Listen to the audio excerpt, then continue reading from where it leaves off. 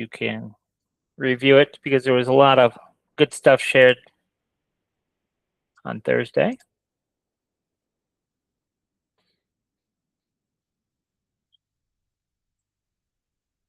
All right, so we'll start right here. I see mostly familiar faces. There's a couple few of you that are new. Not a big crowd tonight, at least not yet. They're gonna miss out. But at any rate, I wanted to show you, if you hadn't seen it already, there's a couple of new videos specifically on hype chains that we did.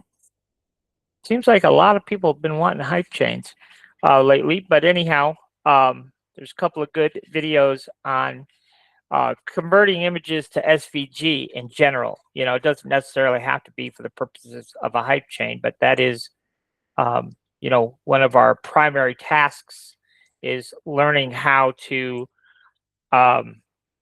convert images to SVG. And what's surprising to me is, as I look at 3D printing as pretty mature, like it's not something that's brand new. It's been around forever. And like, to me, you know, it's been around for years and years and years. And it's so interesting to me when we look at these Facebook groups and people are asking questions about how to do this and how to do that.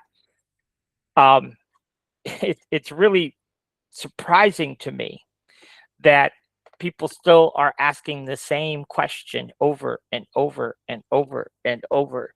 Like, and what's even more surprising is the responses people are getting. So I just wanted to go through some examples here to explain, you know, my thought processes as we do these training classes. So this was an image that was posted. It says, "Can someone please help me recreate this PNG file into an STL? Any help would be appreciated." Now, this type of project, I mean, this should be like a slam dunk in the 3D printing world, right? This should be like a literally a 5-minute job. But it just kind of surprises me, the responses that we get. So this first response is, well, go to this website, pick to SVG, then import to Tinkercad, then set the thickness, then export to SPL, and then import into your slicer. I feel sad for that person because that's just too much work, right? We have tools available to us where we don't have to do all that monkey business around. It's just too much.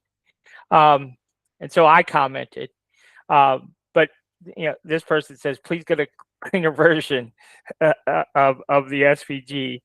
And you know, somebody commented, yeah, that was my thought too. And then somebody else says, well, message this company and let them make it for you. And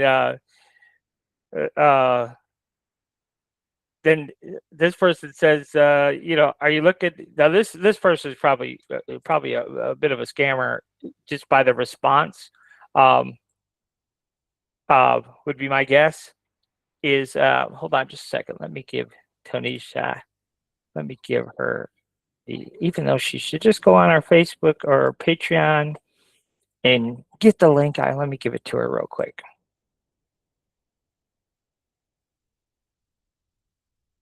Because she's taken a couple of one-on-one classes, but she's still not getting it. Maybe she's got a bad tutor. All right. So anyhow, so the question here was, there's Tanisha.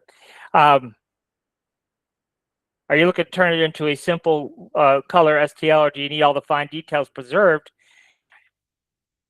The fact that he even asked the question got me concerned, because when you look at this image, is that going to be a problem to print? Well, I guess it would depend. And she didn't really say. I guess it would depend on, you know, how big you wanted to print it. But if you were like doing it for a hype chain or for a sign on the wall or whatever, these details are perfectly fine. So So she didn't say exactly, what she was looking to do here.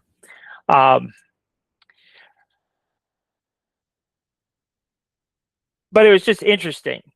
Yes, I can create it. And she wasn't really, I don't think she was asking for somebody to create it for her. She was asking for somebody to explain, you know, how to do it. But most of it was um, non-helpful, in my opinion. um, and this is a project that we're doing tonight. I don't know if Melissa's logged in. She said she might come tonight. Yeah, she's here. But this is another a prime example here of a very, very simple design, and we're going to work through this one tonight. But it was interesting, again, the responses that she got. Maker World, Maker Lab, Maker World, Maker Lab, Maker World, Maker Lab. You know how many times I hear Maker World, Maker Lab? Now, is Maker World, Maker Lab good? For certain things, yes, it is good for certain things. Could she maybe create this design in that software? Maybe. But I've used it enough to know that it's not just drop an image in and click a button and magic happens, right? There's issues with this design just looking at it. So in Maker Lab is only going to give you what you give it. It's just not going to like magically fix anything that's wrong. And the average person maybe not even notice what's wrong with this image. But the real key takeaway is we really always want to start with an SVG. Because why? Well, because in this case, we want a design for a koozie. But what if we want the same exact design for a t-shirt, right? Well, if we had an SVG, then we could make our koozie design really easily. And we could also send it out to get some direct-to-film prints for our t-shirts. So it's just best to start with an SVG because then we can recreate that artwork for all kinds of different things, maybe that we didn't even think of right now. So, but the main thing that caught my eye that I did not like was we're missing. See that gold right there that we're missing? The ribbon's kind of coming around down, and we're missing the gold. But yeah, so anyhow, it was kind of interesting, some of the responses. This was another one. It's a very similar example here. ChatGPT helped me come up with this idea for a backpack keychain. Does anyone know of a model that would do this? And then look at here, Maker World, Maker World, Maker World, STL Buddy. And the list goes on and on and on. Now, do we need an SVG of this for a t-shirt? Probably not.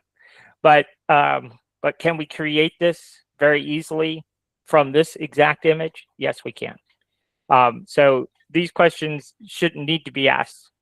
Now, what's funny about this is this person, Mike, responded, well, image to keychain maker and Maker World, question mark, question mark, question mark. Now, do any of you guys know if you took that image into keychain maker and Maker World, are you going to be able to make a keychain design from that image? No, you're not. It's not designed for that. So no, I could answer the question for you. No, you're not going to be able to do that. So that's the problem with these people who are answering questions is most of them aren't actually very helpful at all. But this was another example. I need help. Can anyone assist me with making this or explain what process to use to try to make it myself? I have a printer, but every time I try to use AI to make the words are wrong. So, just another example of something that's relatively very easy to accomplish. Sean says, I think they try not to be helpful on purpose. And, I think there is, in the 3D community, I think there is, probably a certain level of gatekeeping for sure. Certain groups, I know for a fact, our our gatekeepers. Um, it was funny. This this one group was asking about lamp bases, and like it's a mystery how to create a lamp, right? But they were asking, well, what kind of light lights up the lamp? And they wouldn't even tell you that it was a 3-inch battery operated puck light. They would just reply, "Oh, well, it's in the file when you buy the $30 lamp file. It's in the file. We tell you what lamp to get." It's like you can't just tell them it's a 3-inch puck light. I mean, it's not really that much of a secret. but but anyhow, it's just kind of comical sometimes.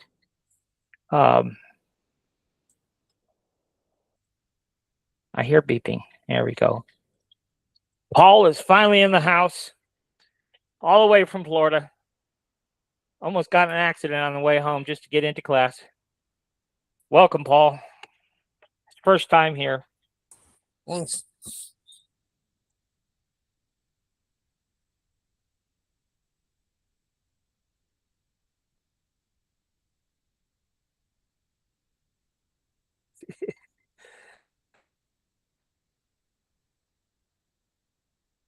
Did you reply to using? Oh, yes, I did, D. Yes, I did reply to use Inkscape. So I was talking to Paul the other day, and the big thing for me is Inkscape.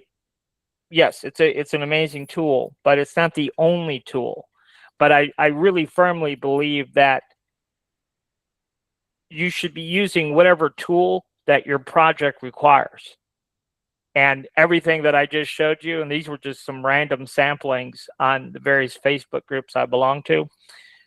Every one of these projects just so happens to be an Inkscape project. And what's interesting, the way our printers are made to work, they print layer by layer by layer, and they're not really made to print curved objects. They can print curved objects, but generally speaking, not very well, right? Because everything's done by layer by layer.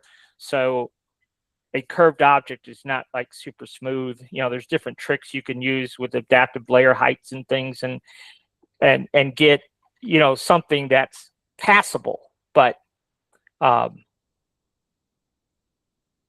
it's not really meant for that. So anyhow, I wanted to show you what we did over here on the Patreon. Now we've got some new chats, and some are for baddies only, and some are for everybody. So I wanted to show you, if you're not using this, and you'll see why tonight, it's really important that you do use this. But if you're not already using the chat library, for those who are paying for a membership, there is a lot of good information in here. So, if you just look at the chats, how we go about creating the artwork that we need. I think I have a video on this one. I think I did the video on that. Maybe it's not posted yet, but I think I did the video start to finish on it.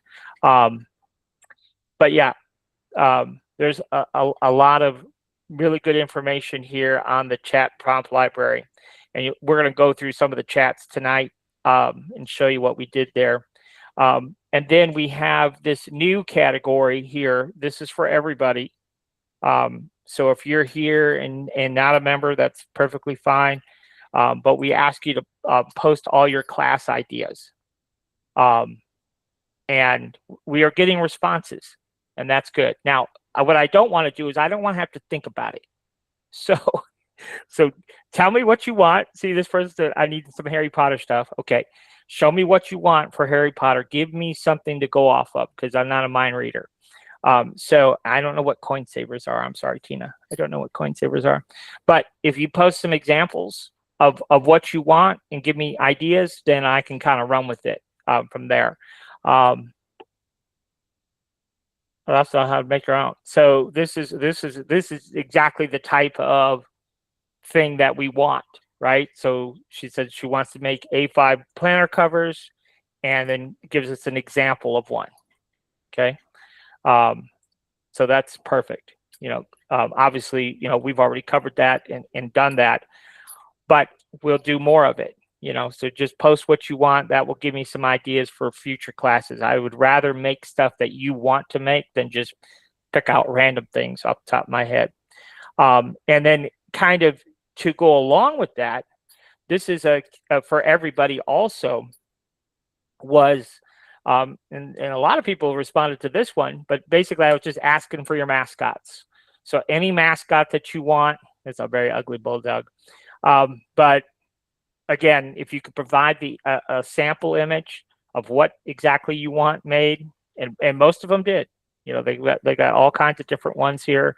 Then I'm gonna blaze through these and post them to the Patreon.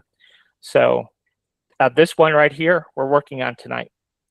But you can see there's quite a few that people have been posting. So I invite you to, and I really don't know how chats work. Like if you guys are getting these automated emails every time somebody does post to the chat, or if you have to go into the Patreon to look at the chat. I really don't know how that works.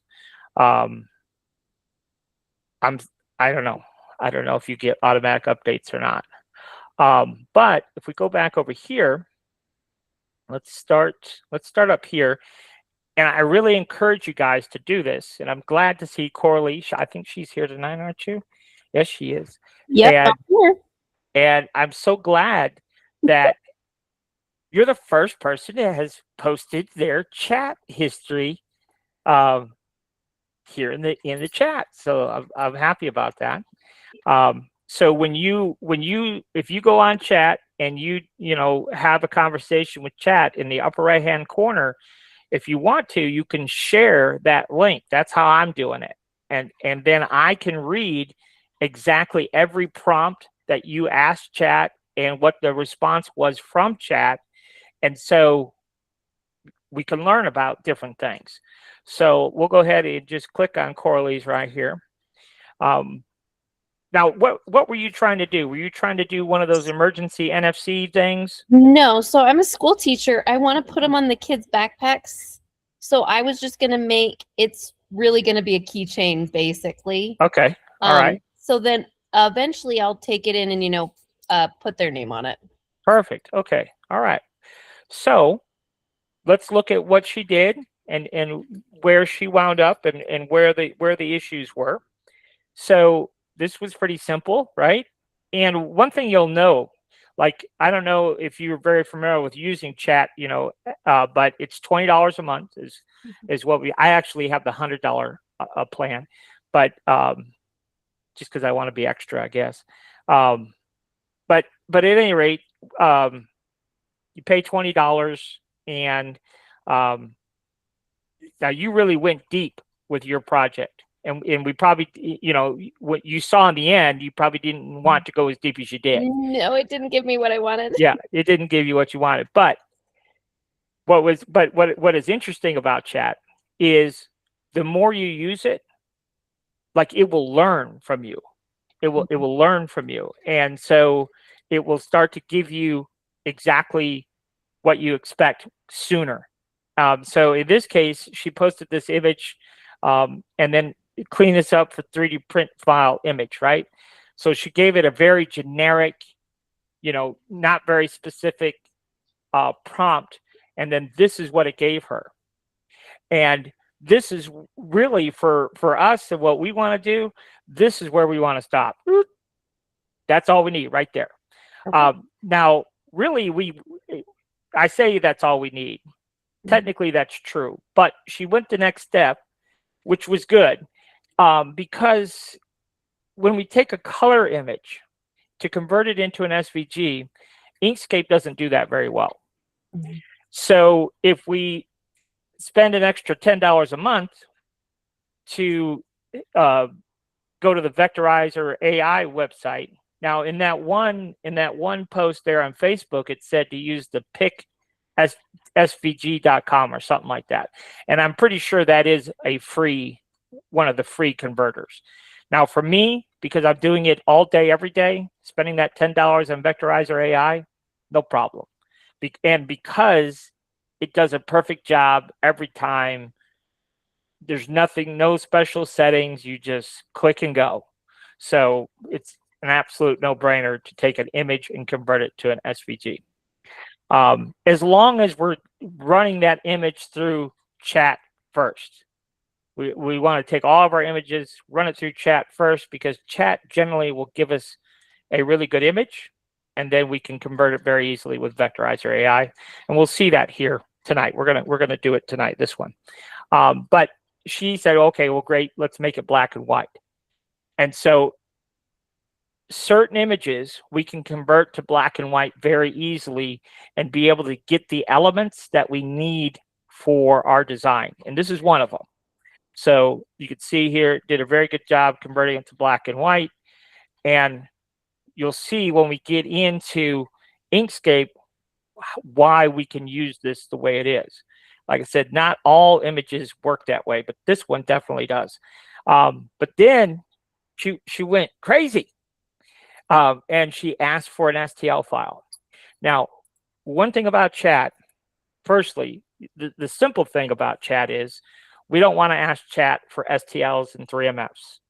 And Corley found that out because I know it was kind of a test. I'm like, yeah. Let's see what chat gives me from this.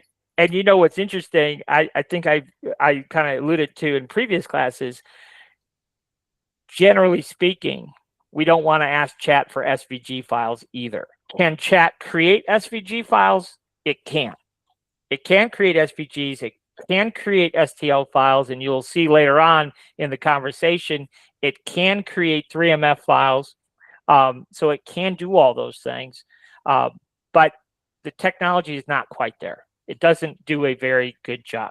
Now, so at any rate, she says, well, can you make me an STL file? And sure enough, it spit her out an STL file right here. You just click and download it. Kind of. Right? Yeah.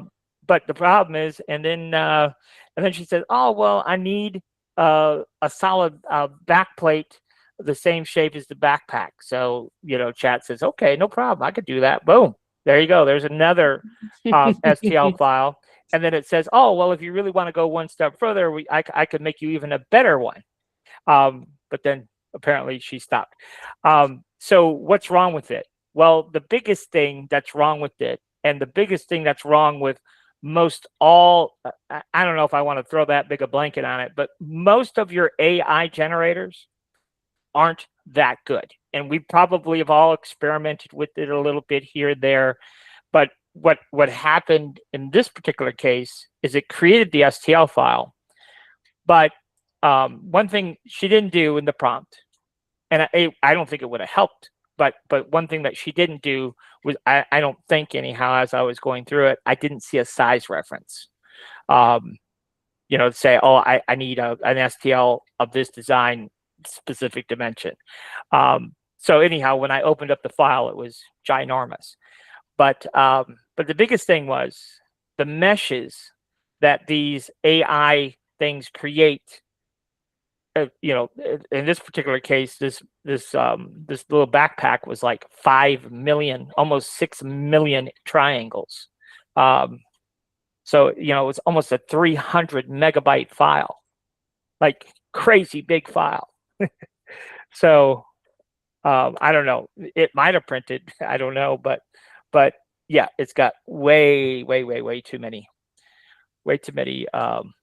triangles. So, but we'll come back to that, and we'll work through this image here, because it's a simple little project. But I just wanted to show you some of these other chats. Now, David, I don't think David came tonight. See in here? No, the other David. Okay. Yeah, Georgia David's here. The important one's here. But this, I forget where David is. But this is someone who posted this on the Facebook group. And so clearly this was created in some type of probably chat or something, right? And so he's wanting to convert this into a 3D print. So there's a few things that he wants to do that, in my opinion, aren't very practical for him to do. And one of those is this kind of 3D Jaguar out front here. And it's not that practical. Not that we can't do it. I'm going to show you that we can do it.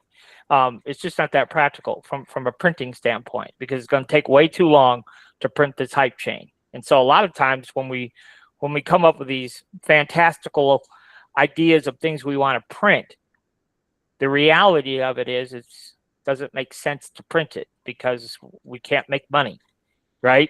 So to print this head right here is probably maybe 6 or 8 hours just for the head.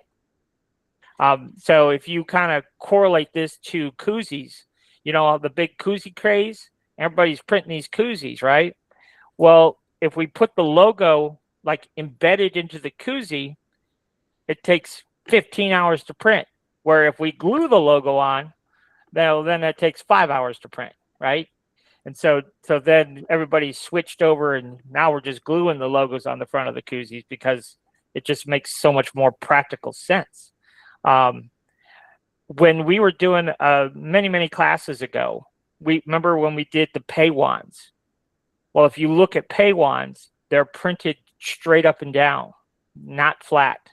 But if you have a multicolored image, the image has to, so when we did the class, we showed, okay, the pay wand itself has to stand up on end because of the slot. So we gotta print that. But if we're gonna do a character on the front of the pay wand, we got to do that flat and then glue it on afterwards, because otherwise it would take forever and ever and ever to print. So that's kind of what the situation here is. But the thing about the prompts, if we look at what I asked it to do, and you had a similar thing, then you could say, oh yeah, I remember that prompt. I could go and use that. And when you hover over the text here, you could just, you just grab it and copy it and then paste it to your project. But see here, so it says, I'm needing some artwork for this hype chain design, just the front of the hype chain design for now. But I need it to be 3 RGB colors only, flat artwork for 3D printing.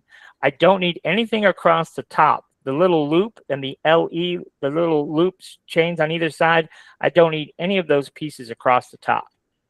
So we took that sample image, and then this is what it gave us.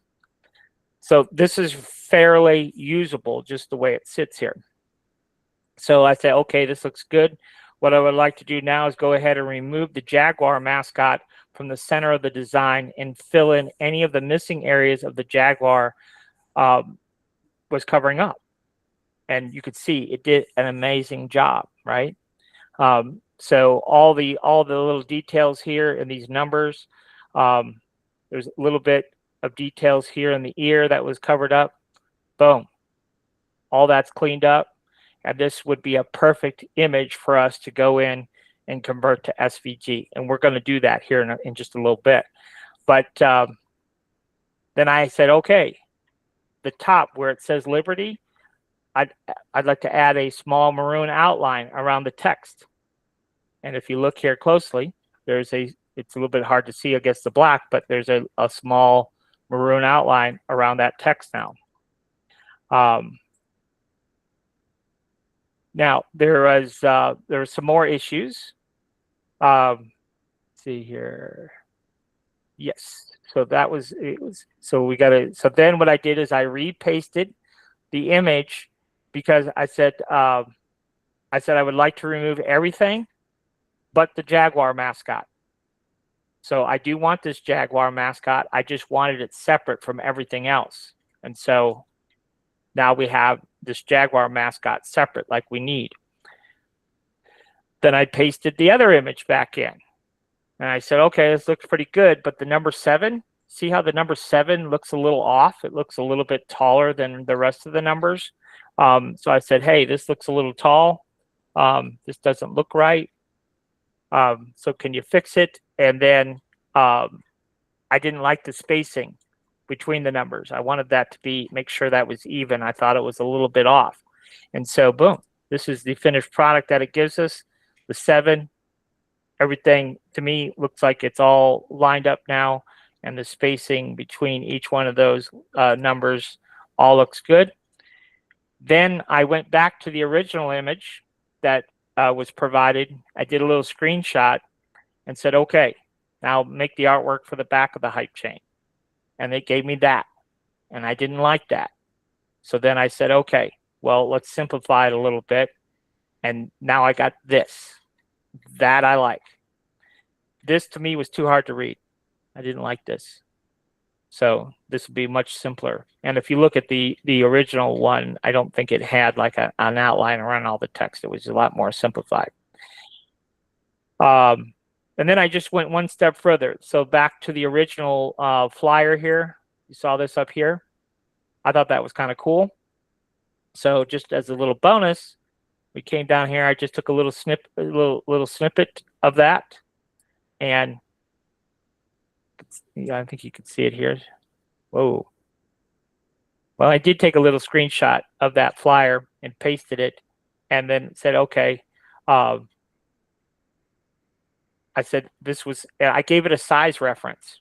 And that's really interesting when you guys are doing your artwork mock-ups and things like that, and when you're looking for a very specific result, if you give it a size reference like I did here. So you see where I said I want to take this image, make it approximately 150 millimeters wide, but I'd like to add a white offset border outline in the shape of the design itself of approximately 6 millimeters. And so you can see what we've got. We've got this little white outline here. The size, the offset that I would typically do if I was in Inkscape and was giving it a specific offset dimension. So if you give it a size reference and then you tell it, hey, I want to offset 4 millimeters, you'll get the expected result that you wanted. So that's kind of cool. But also, like when you're doing your marketing images, so like you create a 3D model, and I think you guys have probably seen this in classes previously, but let's say we're doing like a candle holder or something, right? And we're putting it on an end table. And sometimes when we make our mock-up with chat, the candle holder looks too big in comparison to what the scene is. But if we say, hey, this candle holder is 143 millimeters tall, then it knows better how to make the candle holder look more realistic in size in your scene than if you just said, hey, put this candle holder on the end table. So if you give it some kind of dimension reference, it helps you get better results. And then over here, if you look closely, we have issues with our spacing of our numbers, right? That looks sloppy. So I didn't like that. And so I just asked it to clean that up, and boom. Now we have everything that we need artwork-wise. We still have to convert it to SVG, but now you can see everything looks nice, clean, crisp. We have nice, even, perfect numbering. So pretty much when it comes to image editing, anything that we want to ask chat, we could pretty much get out of chat, which is pretty cool. Like you can ask it to do lots of different things. So anyhow, that's why we have these chats in here, is to look at these projects, understand the prompts that we asked, and then we can understand why we asked for what we asked for. So this one's kind of interesting. This one, was it Melissa? I think Melissa, Mary, I forget her name. But anyhow, she posted this image, and what she wants this image for is for the front of a koozie. She specifically said she wanted to glue this logo on the front of a koozie. So I asked it a very generic, can you clean this up a little bit and get ready for 3D printing? This is what I got. All right, this wasn't bad, but the black outline we didn't need. So I asked it to get rid of the black outline. And then it gave me this, okay? So, and this technically would be suitable for us, what we need. But I went a little bit further. It says, all right, now we need to isolate the number 22 into 2 separate images. So I just need the ribbon by itself and then the number 22 by itself. And where there's missing parts of our ribbon, where the 22 used to be, let's go ahead and fill in those parts so it looks proper. And then bam, we get what we want. Now, when we get into creating this design, you'll see why I asked for the 22 to be separate. I asked for that 22 to be separate for a very specific reason. But also, in the process of doing this, that missing gold where the ribbon was kind of like folding over itself was repaired. So remember, we were missing that gold right here, and now it's repaired, okay? And you see here where this border right here, it's gold, and this is gold. When we use an SVG converter, if we hadn't separated those two, it would treat that all as one. And I didn't want that. And I'll show you why I didn't want it when we actually create the 3D model. But if we were to have taken this into the keychain maker in MakerWorld, all it does, that keychain generator, all it does is it takes your image and vectorizes it. And then you set, however much you want to extrude it based on each color, blah, blah, blah. That's essentially what it's doing for you.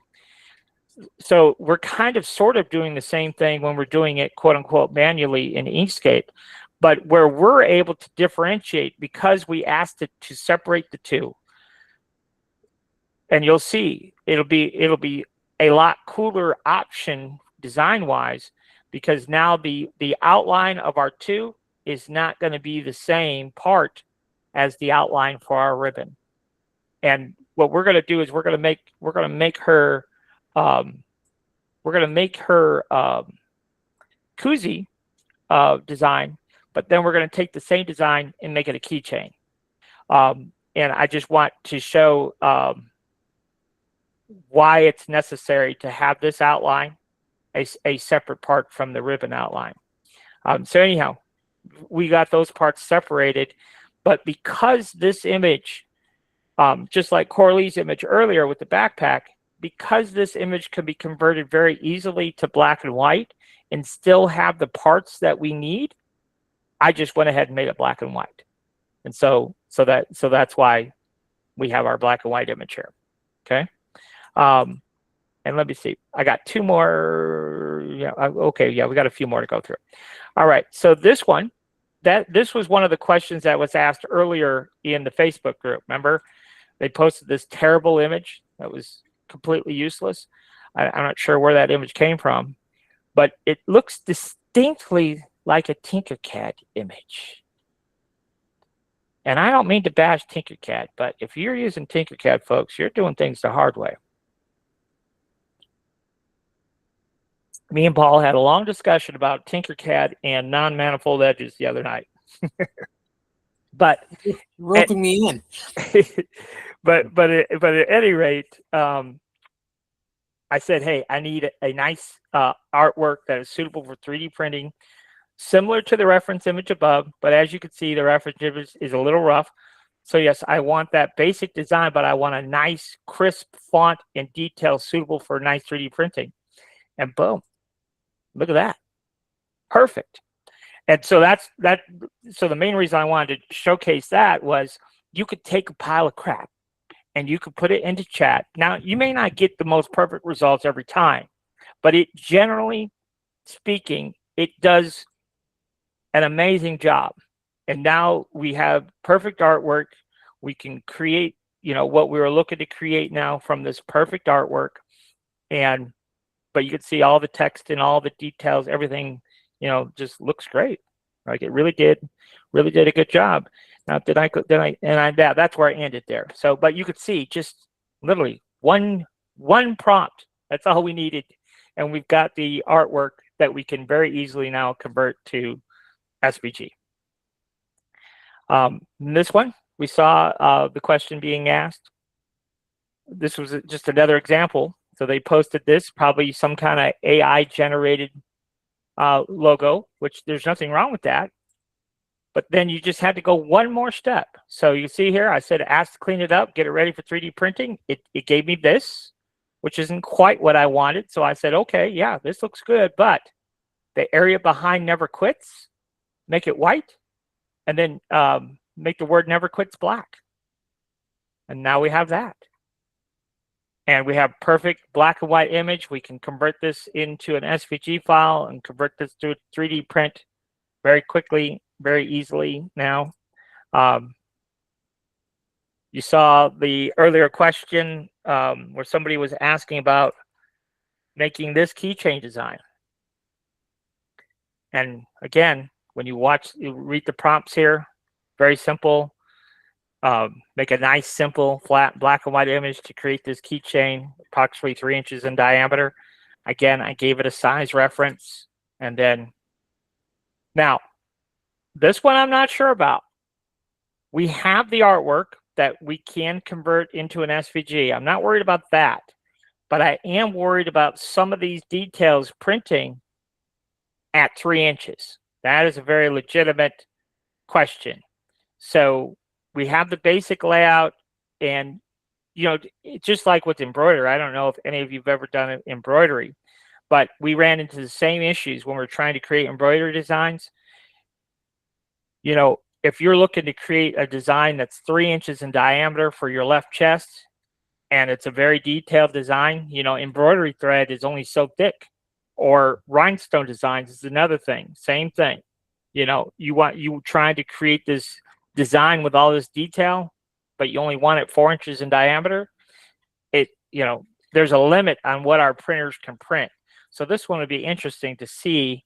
This text is very thin in certain areas over here. So we might just have to say, yeah, I don't know how this is going to print until I try to make it. But we might have to go back into chat and say, okay, I want this layout, but we got to use a different font that's more suitable for 3D printing. Don't know yet, but that's something that we might have to do. And then for our final example here on why chat is so amazing and why you should look everywhere for inspiration. Everywhere, 3D prints are everywhere. In the most unexpected situations. So somebody posted this to one of the Facebook groups. They had a picture of a pickup truck that had this little sticker thing behind on the tailgate of the pickup, and they said, "Hey, could somebody make this?" And of course, that's easy to 3D print. Okay, chat, I need nice, clean, clean image. All right, Zach, we'll see you later. Ready for 3D printing, similar to the reference image provided. And boom, perfect artwork. Now here's another situation where you would see where it says "Go Pack Go." You see this gold outline. I would probably take this if I was actually going to create the artwork for this. I would probably take it one more step. And I am going to create this design and post it to the Patreon so you guys have it, because I know there's some Packer fans out there. But one of the reasons why I would want to tell chat, just like we did with the 22 design, I would ask it to separate these two, because this G, I'll go ahead and extrude it, but then this Go Pack Go, I want it to overlap like it is. But maybe I want to extrude this outline thicker so it's sitting on top of the G a little bit, just for a little bit extra visual interest. Well, if I convert this to SVG as it sits, I would have to either manually edit this shape in Inkscape, or I just wouldn't be able to extrude both outlines to different thicknesses because they would be connected.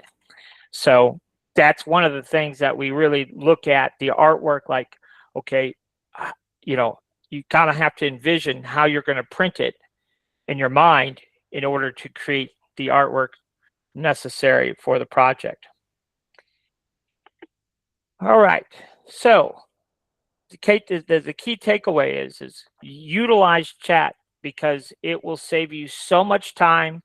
In the beginning, you may not know exactly what to ask to get what you want, but I promise you, it's going to save you so much time. So with that said, let's see, we want to start right here with this one.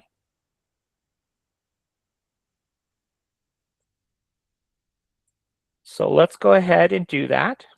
So I'm going to just right click and copy this image. Now this is a simple black and white image. So we are going to convert that with Inkscape. So this will be the first step of design. Now we are going to use my little helper. So let me get that fired up. So this is the automation toolkit. Now everyone who is a paid Patreon member, so on the baddie tier, everyone gets this tool in all automation tools for free, as long as you're signed up by the 13th. So everyone who's already a baddie or becomes a baddie between now and August the 13th will get this automation tool and the other planned automation tools automatically. You're like grandfathered in. And so Ron asked a very important question about whether or not it will work on a Mac. And yes, I do plan on having a Mac version, but I probably realistically maybe a month away from that. So I have to, first of all, buy a Mac because I don't have one. But years ago, I used to use a Mac. And I don't have anything against a Mac, but you know, the world kind of works on PCs mostly. But yeah, I have to go buy a Mac, and then I will be able to test it. And yes, so we will have a Mac version, but it's just going to be a little farther out. So, but it was programmed with the idea in mind that we would port it to the Mac system too. So shouldn't be too much work, but go get you a cheap PC for the time being. It doesn't take much to run Inkscape on a PC. But at any rate, so here we go. So we're going to right click here in Inkscape and paste what we copied from chat. And then we're going to right click again, and we are going to trace the bitmap. And then over here, we just hit apply. And now we have a vector version of our design. And if we click on this button right here, we could toggle between outline mode or regular mode, what they call normal mode. So the most common tools we've kind of moved here to our toolbar here. So now the next thing that we need to do here is we need to break this apart. And this would be the same with every image that we do tonight. You're going to see it's kind of the same process. So we're going to take this image, and then right here, if you hover over these little icons here and look at the status bar at the bottom, it kind of gives you a clue of what that button is until you understand what the button is. So you see it says left. If you left click, it'll be the combine button, but if you right click, it's break apart. So we'll just right click, and now it's broken apart. So then we could take this shape here, and let's just give it a different color. So there you go. You see that is our ribbon. And then this button here, if we left click, it raises to the top. If we right click, it lowers it to the bottom. Okay. So now you can kind of see what that does there. Now, let's go back to the chat maybe. And let's pull up the original image. Get out of there. So we get all of our colors right. So we're just going to right click and copy, and then we'll right click and paste. So now we have all of our original colors. So you could see here for this design, we want to take this piece and make a hole. Okay, so we don't want that, right? So we're going to make a hole. So we take this, and then we shift click this magenta color here, and then we use this button right here. That's difference. That's what cuts a hole. So now you can see we have our hole cut. Now we can go ahead and utilize this original image to color these parts. So we just select a part and come over here to our fill and stroke here. And if we're on the fill tab, we can grab this eyedropper, and we could just sample the color. And we just keep doing that and color all our parts. So see how this is all becoming the same color here? So we can do that. Then this piece. And rather than resample over here where the color might be slightly different, we'll just resample from here. And I should have done that from this piece too. So I'll go ahead and do that. So now all those 3 purple parts are really all the same. We know all of those are the same. And then this part here, we'll go ahead and sample that and make sure it's gold. And so now you can kind of see we have recreated what we had over here. Okay. So then on the 22 part of it, we'll go ahead and do the same thing. We'll select 1, 2, and then shift the other one. And let's go ahead and make it red. And then right click here to send it to the bottom. And then 22 is red. Okay, so let's go ahead and do that. Let's go ahead and set these to gold. So select one, shift select the other. Our eyedropper will select the gold that we use for the ribbon. And then we'll select this one, shift click this one, and then we'll go ahead and, I guess we could go ahead and sample this red from the original. Okay, so now we don't really need that. It wouldn't hurt to leave it, but we don't really need it, nor do we need that. Okay, so now we have all of our pieces and parts for our design. Now, now what are we going to do? Well, we are going to make a koozie design out of this. So to do this, we are going to, a koozie, a regular 12-ounce koozie, has approximately 35 millimeters of height. So we'll select it, and that's what I usually use. I think you could probably go just a touch taller, but anyhow, we'll do 35 millimeters. And you see that lock right there? When I change the height, the width will change proportionally. So we're going to do 35 millimeters. Boom. Okay. And now, if we go over here to our layers palette, this is a good little entry-level project here to understand exactly what is required for our design. So you see here, we've got 1,000 parts, right? And we don't want 1,000 parts. We want to minimize these parts as much as possible. So this is where the toolkit kind of comes into play, where we start building our 3D model, and you'll see how all this works here momentarily. So the first thing we're going to do is take this gold piece here. And if we look at what that gold piece is, it's just one solid piece, okay? And that's what we want for what we're trying to make here.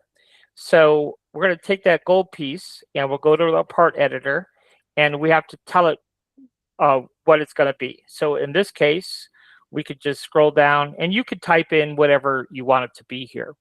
And these options that are in this list are user definable. So we can add, so rather than sitting here typing every time, if you find yourself using the same thing over and over and over again, these are just basic ones, you know, white backplate, black backplate, etc. But in our case, we want gold. So let's go ahead and set it to gold. And now how thick? Well, for a koozie, typically I'll do 1.5 millimeters thick. And then for the Z height, your Z height, generally speaking, for koozie design is going to be half of 1.5. So it's just 0.75, okay?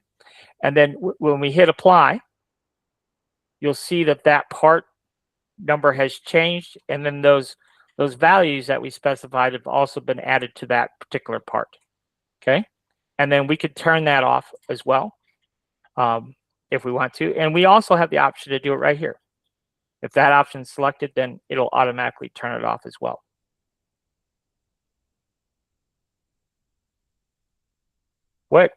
Explain to me what a solid koozie is. I don't know what that is.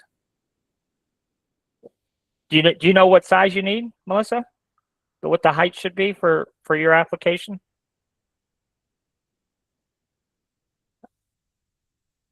I'm assuming you're talking, when you say solid, that you're talking. You can unmute yourself. if you have your microphone hooked up. Mic's not working. Okay. So what kind of koozie are you using? Are you printing a 3D printed koozie? Is that what you were saying? The one that doesn't have the ribbed metal. Oh, okay. Yeah. Oh, I got you. Okay. So you could make it bigger. All right. No worries. The thickness is going to remain the same no matter how big you make it. So we'll show you how to resize it when we get into Bamboo. But at any rate, the purple pieces, we could select one and shift select the other pieces. And this first icon, we'll go ahead and combine those together. That's union. And then we can go ahead and just type in purple. I don't think that's in my list. And then we want it to be 1.5 thick. And the Z height should be 0.75. And we could just hit enter here. We don't have to actually click on apply. And you can see we get our purple part there with those values that we asked for. And then we'll do the same thing here. So we'll merge those together, and I don't know, I guess we'll call those teal. And for our thickness, we're going to do 1.5 again. Asking if I change the gold layer to white. I don't think so. But sometimes it will change color for us automatically. But we'll look at that here in a second. And so again, we could just hit enter and it will apply that value for us. And then here we have two separate pieces of gold. So we're going to go ahead and combine both of those pieces. So again, we'll use this for union. And yes, the gold is hidden. So and that's a good point to bring up. When as I'm doing this, I like to turn the layers off. That's why I added this option. So as I'm setting up all my layers, gold number, we'll just do gold numbers, and then extrusion again would be 1.5. And the Z height would be 0.75. And let's go ahead and hit apply. So that's why that turn off shape is selected, because that's the behavior I like. Now, as long as we're learning a little bit about the toolkit, you could see that I'm using 1.5 and 0.75 quite a bit, right, for the Z heights. So if we go to settings here, you can see here we can, right here, that's part name presets. Let's see here. Let's go ahead. Maybe I didn't put that in here yet because I don't see it. I'll have to take a look at that, because yes, we need to be able to set these values, not ourselves. So yes, I see that's something we got to add to it, because now these are kind of fixed to what I had originally set, and we need to change that. So anyhow, we'll select both of these again. We're going to weld those together, and these are going to be red. And extrusion height again will be 1.5 and 0.75. And go ahead and hit apply. And just so you know, we can, so you see how we have all of our parts named and all of our extrusion thicknesses and everything like that. We can select all of our parts and just give it a different extrusion. So, so in this case, if I want to extrude everything 2 and hit apply, you'll see what it do. It changes everything to 2.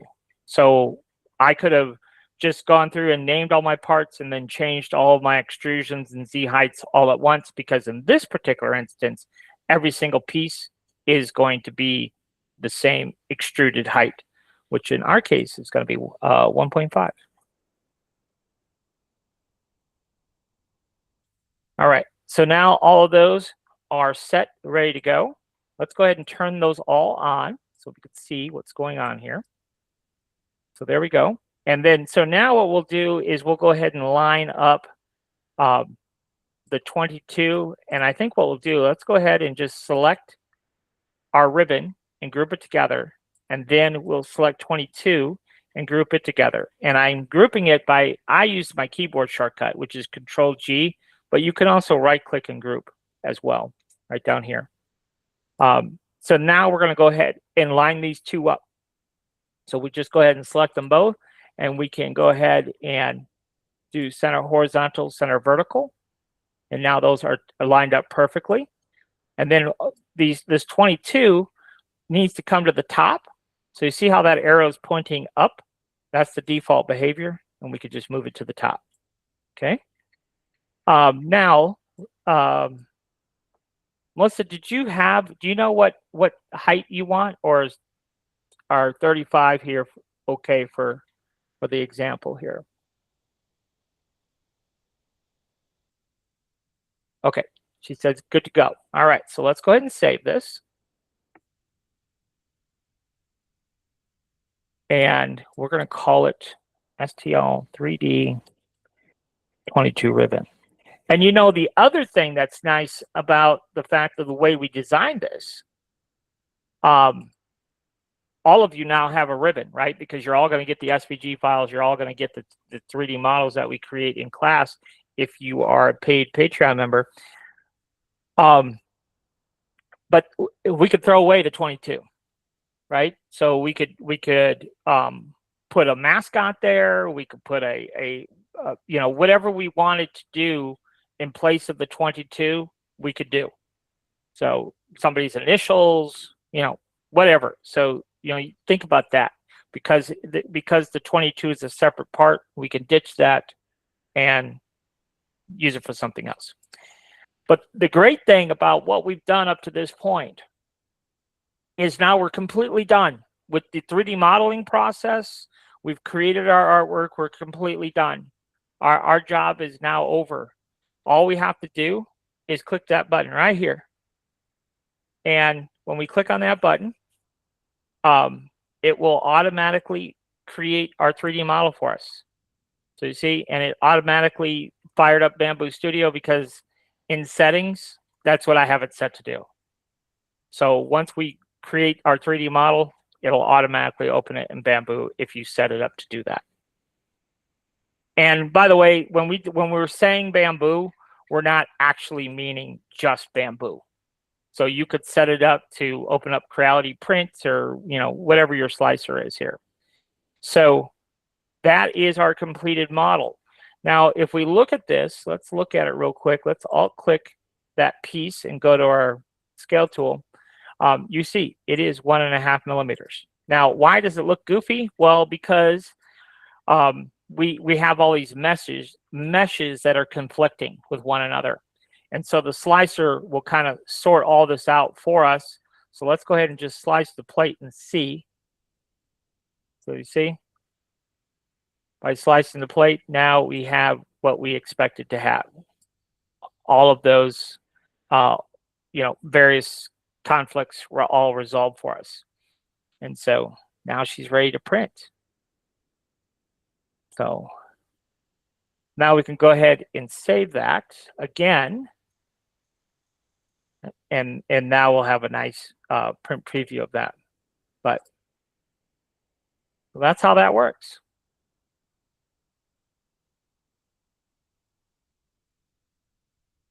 Yes, good point, Melissa. Absolutely. This would be better to be printed face down because we're doing it flat anyhow. So we'll go ahead and do it that way. And then when we slice it, you know, that's what it's going to look like face down. So, yep, definitely can do it that way. Now, I did see this. There's a couple of little things here. Let's get rid of our seams so we can see this a bit more clearly. Oh, okay. I thought we had a big gap here, but we didn't. It was the white seam that was when I had my seams turned on. See that right there? It looked like a big opening there, but it was just the seams. I don't know why there's not a way in Bamboo. I don't think there is anyhow where that's turned off by default. I don't really use that for anything anyhow, but anyhow. So yep, let me go ahead and resave that. So that one's complete.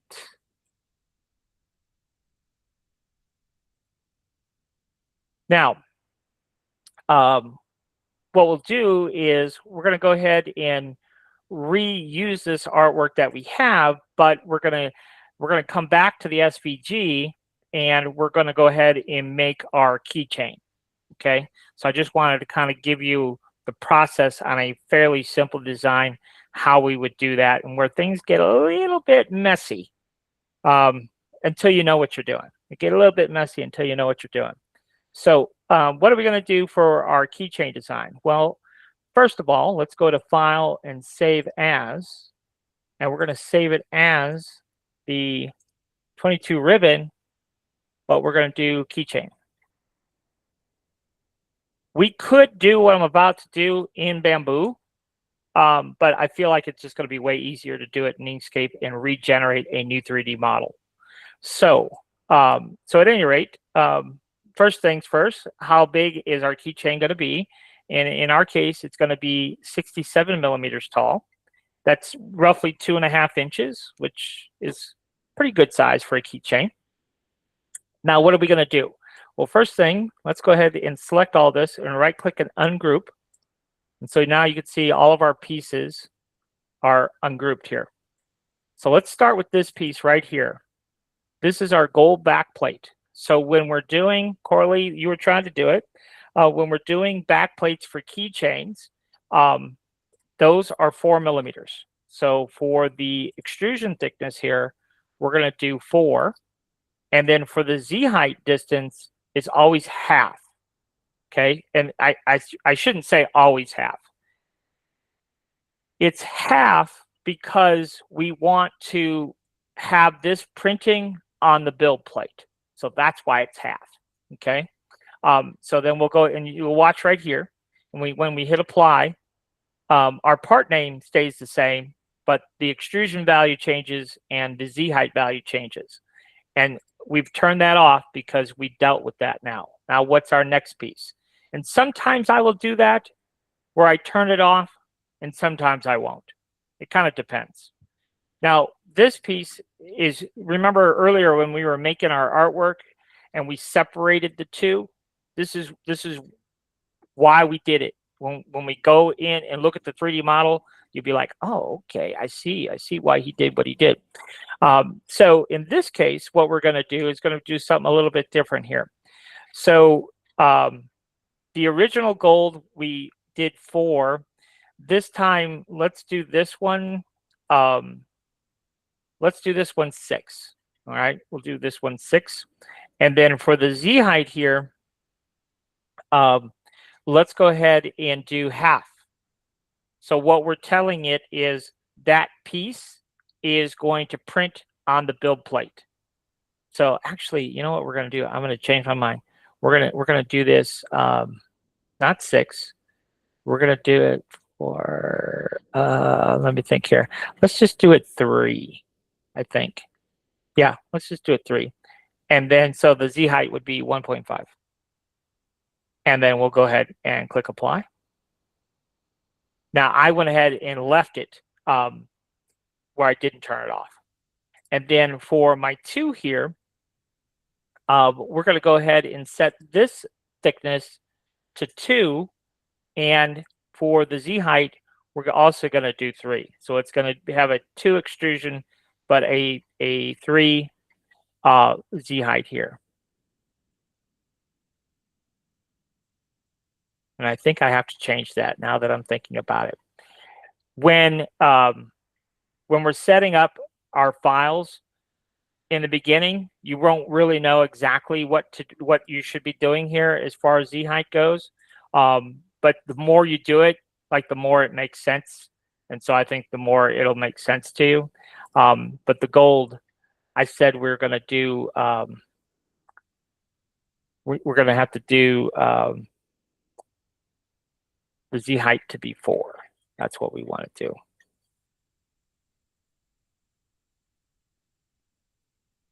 but the extrusion on this one also has to be 5 or 4. We're going to do 4 on that one. So yes, the Z height has to be 2. So the Z height has to be 2 on the gold numbers. All right. Now, the rest of these pieces are going to sit on top of the original gold plate.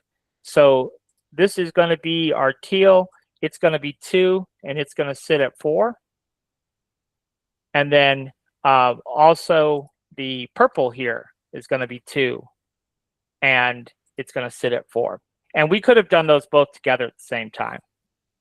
Now, just to complicate things for you a little bit, just because I want you to get to thinking about like in the 3D space, no matter what software we're using, if we're using Tinkercad or Fusion 360, it doesn't really matter. We kind of sort of have to know how this is ultimately going to print in order to create the necessary artwork for it to print the way we want it to print. So I'm just going to make one little adjustment here just to get you an idea of how to think about things a little bit. So what we're going to do here, and you'll see when we make the 3D model why we did what we did. But what we're going to do here is we're going to take the 2 and shift click the gold of the 2, and we're going to right click and duplicate. Okay. So now we have 2 of these. Okay, you can see there's the duplicate right here. We're gonna go ahead, and where the 2 is overlapping the gold, we're gonna use this button right here, which is difference, and it's gonna cut. Okay, so let's look and see what we got. So you see how we have the gold ring now? All right, so there's our gold ring. So we're gonna set the Z height of that to 2, or the extrusion value rather, and then now we got to figure out the Z height. What is that ring sitting on top of? It's sitting on top of this part right here. And you can see it is extruded 4 millimeters thick. So our Z height here is going to be 5. Okay. Now this, again, this is not, you're not meant to understand this right now, but this will come little by little by little. And I also want to show you later, well, what if we don't understand Z? Don't worry about it. Don't worry about the Z. All that could be done in Bamboo. So I'll show you an example of that here in just a minute. But right now we're going to unhide all of our parts. And so now everything is set for our keychain model. So let's go ahead and we'll just save our SVG, and let's go ahead and generate our keychain model.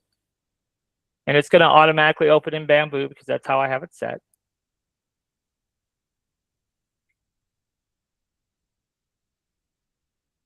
I thought that's how I had it set. Maybe I turned it off accidentally. Or it's just going slow. There we go. Now, let's look at this. We didn't get it perfect because there's a couple of things I didn't plan on here. So you see that where that's kind of like blinking there? But all we have to do, a couple of different things that we could do. We could take a look at. Either A, I change the Z height of this red part, or I make it thicker to cover up where the blue is. Right now, those are on the exact same plane, and I didn't think about that. So let's look at where it is. So we're going to all click our red. And I don't know if you could see this very well in this example, but you see this shadow? That means that red is really embedded into the previous color. So let's look and see where it's at. It's at 4. And where should it be? It shouldn't be at 4. Now, if we look at the thickness, you can see the thickness is only 2. And really, that should have been, that Z height really should have been 5. And that was my bad. But now, so now you see how that is flush with this now. So maybe what we can do is get by with, Let's do it 4.5. This gives me what I want. We're above the blue, we're above the green, and you see that little reveal right there? That is why we created the ring. Without the ring, we wouldn't have that little reveal. And so I just wanted that as a little extra design element to the keychain. So that's why we did it. But so you see here, this is okay, right? But do I think it would look better if we had like a little gold ring that was extruded taller than the fill? I think that would actually look better if we did it that way.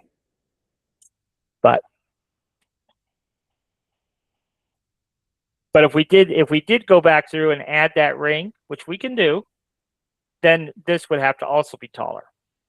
So that's just something you have to think about when we're creating these designs and creating the artwork, exactly how you want this to print. So let's go ahead and finish this keychain off. So all we have to do is hit Control-I, and then on my desktop here, we have a file called key. And of course, this is on the free Patreon. For those of you who might be new, just go look on Patreon under posts and type in key. Bernadette, she finally woke up from her nap. Join the chat. So we only need this sticking out far enough to grab our keychain hardware.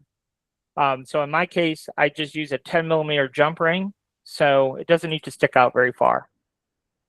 But whatever keychain hardware you use, you can move it out as far as you need to. But in order for it to print, we have to select this, and then we have to Control-click the assembly, right-click and merge. And now when we go to slice the plate, there you go. There's your keychain ready to go. So you see what it looks like there? It looks really nice.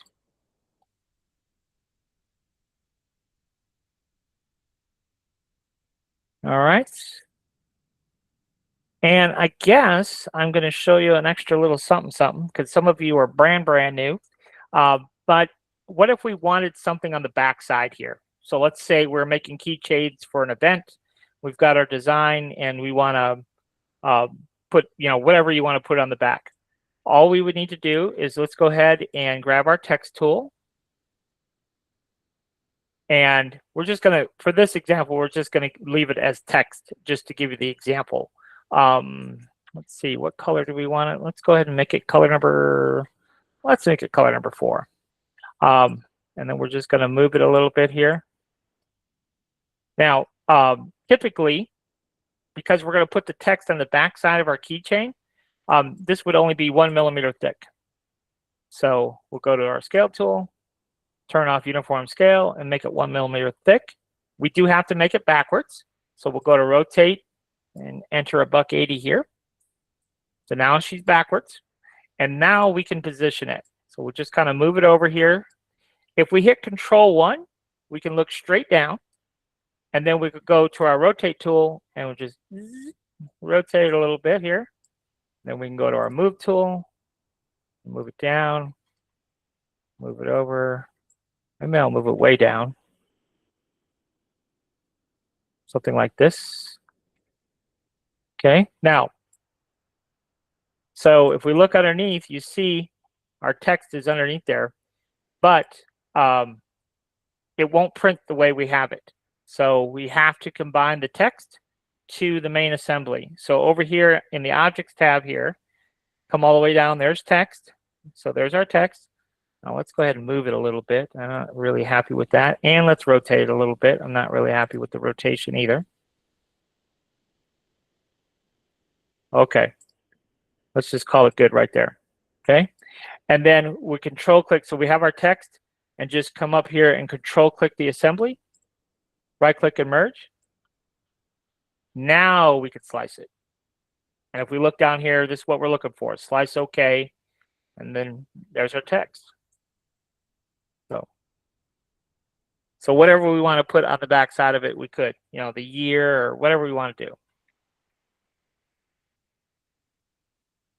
And of course, if if Melissa gets this design and she hates the text, we can just come in here on the Objects tab and boom, delete it.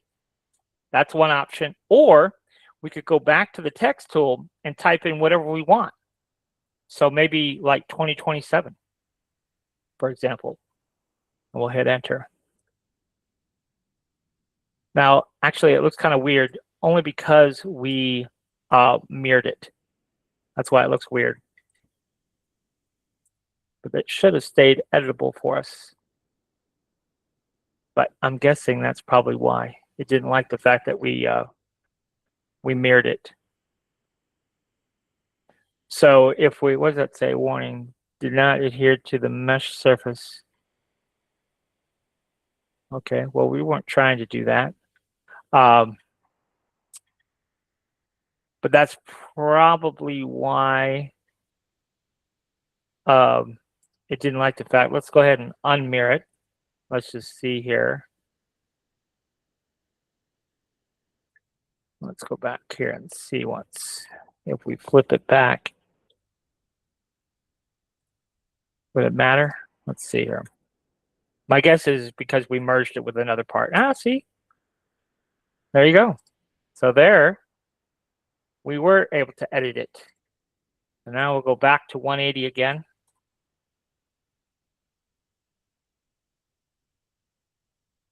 But this should be, I think that should be 0. No, that's backwards. What in the world? I'm not sure what I did here. It's really kind of weird with Bamboo sometimes when as soon as you rotate something like this value here that it gives us, I haven't quite figured it out. If we change a value to 0, then it shouldn't be rotated at all. But see, I hit 0 and it changes both rotation values. So it's very bizarre. If we say flip it, let's see here. Let's see if we could manually flip it. No, it's really strange. I've used surround and that's kind of fixed it sometimes when it does that funky. Weird rotation. Yes, sir. Yeah, so I think what I would do is just delete it and recreate it because it's just as easy. But if we did come up here, so you're saying so surround surface.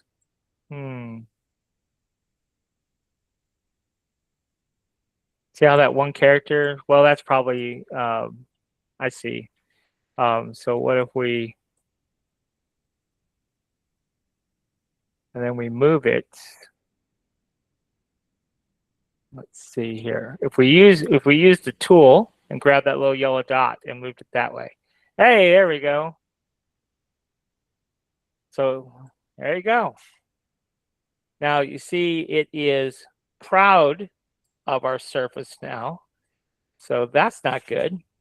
But if we go back to our text tool here, first of all, if we make it 1 thickness and then we embed it 1, is that going to give us what we want again? No. What if we bed it 2? Nope. So that's the next thing. But what I'll do is not do it through text anyhow. So we can alt-click our text. We'll set it here to 1 thickness. And then for the Z height here, let's do it, what, 1.5? Or, see, that's weird too. I always set it as a modifier, and then I don't have any issues with it. Well, yeah, that's another idea we could do. Let's try doing that. Well, we created new text here. We didn't want to do that. Let's go back to our, first of all, let's get rid of this one. And set it as a modifier.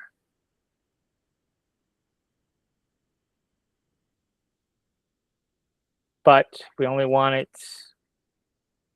1 millimeter thick. I don't know why it shows it so thick though. But let's go ahead and let's just slice it and see what we get.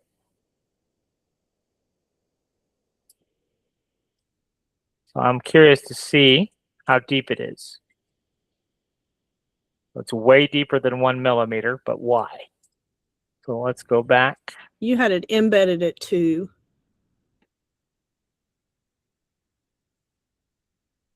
Okay. So now, you're right. There you go. So now when we slice it, that should only be, if we come down here, all the way down, and come up to layer 5. So if you look there, you see where it's saying how deep that is? Actually, yeah, come up to layer 5, which is 1 mil. Okay, and then if we go the next layer, now you see it's no thicker than 1 millimeter. So there you go. Modifier it is. You're right. That's the way to do it. Thanks. That helps. Mm-hmm. And you know, something else, as long as we're talking about it, we could go back to our text tool. Something that's pretty underutilized is the cut option. And why that's significant is like when you're doing your koozies, if you wanted like a logo or something, but you don't want the extra print time, but you want, you know, branding or something on the bottom of your print, using that cut feature, and that you know, that 2027 is now cut into the model without adding another color. So just another option. Or we could just delete it altogether. So you just come here and just go, boom, gone. And you don't have it. I'm going to leave it in there. I don't know if Melissa wants it in there or not. But, and then what I usually will do is I'll take my keychains and I'll move it down to the bottom left corner of the build plate here. And then just Control C and then paste. There is technically a tool in Bamboo where we can just right click and you see it says fill bed with copies, but it doesn't do it in a nice, orderly way. It just puts it in there. Now you see what we have a problem with up top, right? You see here, it actually just warned us, our prime tower. Now, what we could do, obviously, is just delete one of these keychains, and that would solve our problem with the prime tower. But we can also change the size of our prime tower. So if we go to global and go to others, that's where our prime tower lives.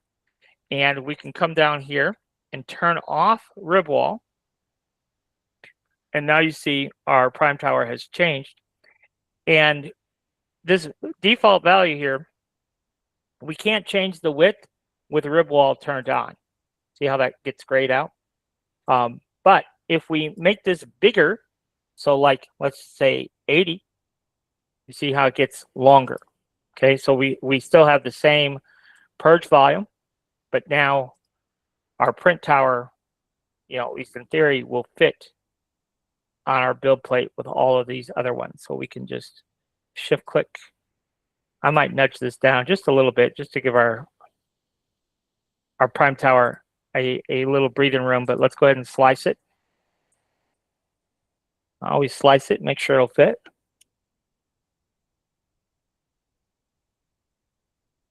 If we use a number lower than 35, like 15 or something like that, then the prime tower goes in the opposite direction. So instead of horizontal, it goes vertical.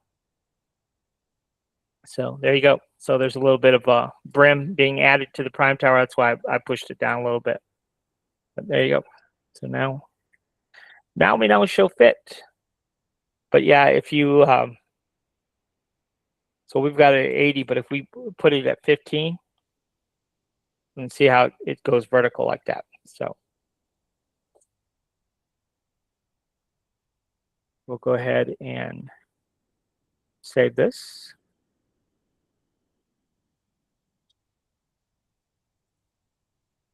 All right. So now what we want to do is kind of get to the star of the show here. And I wanted to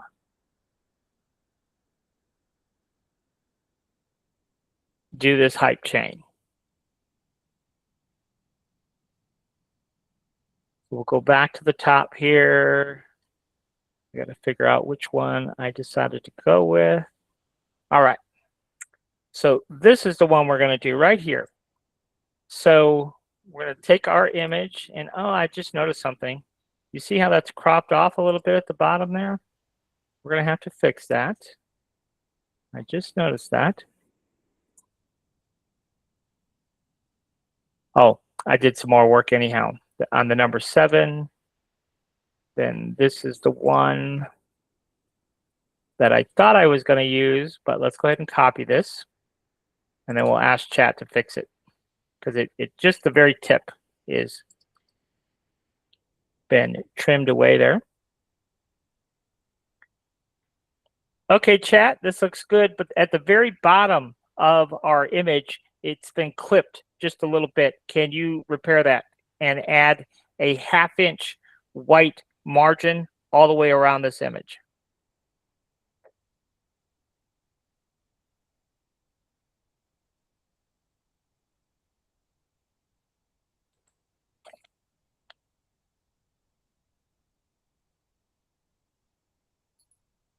I was going to show you something else too here once we get our image that we need.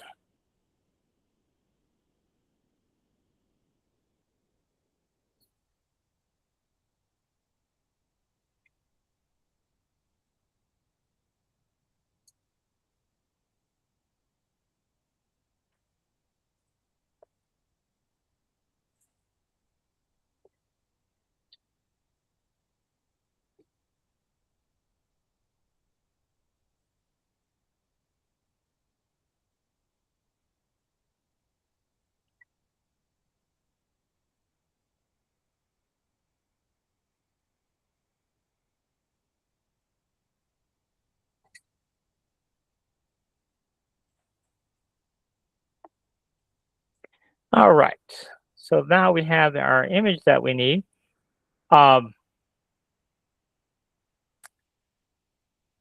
We can go ahead and right click and copy this image.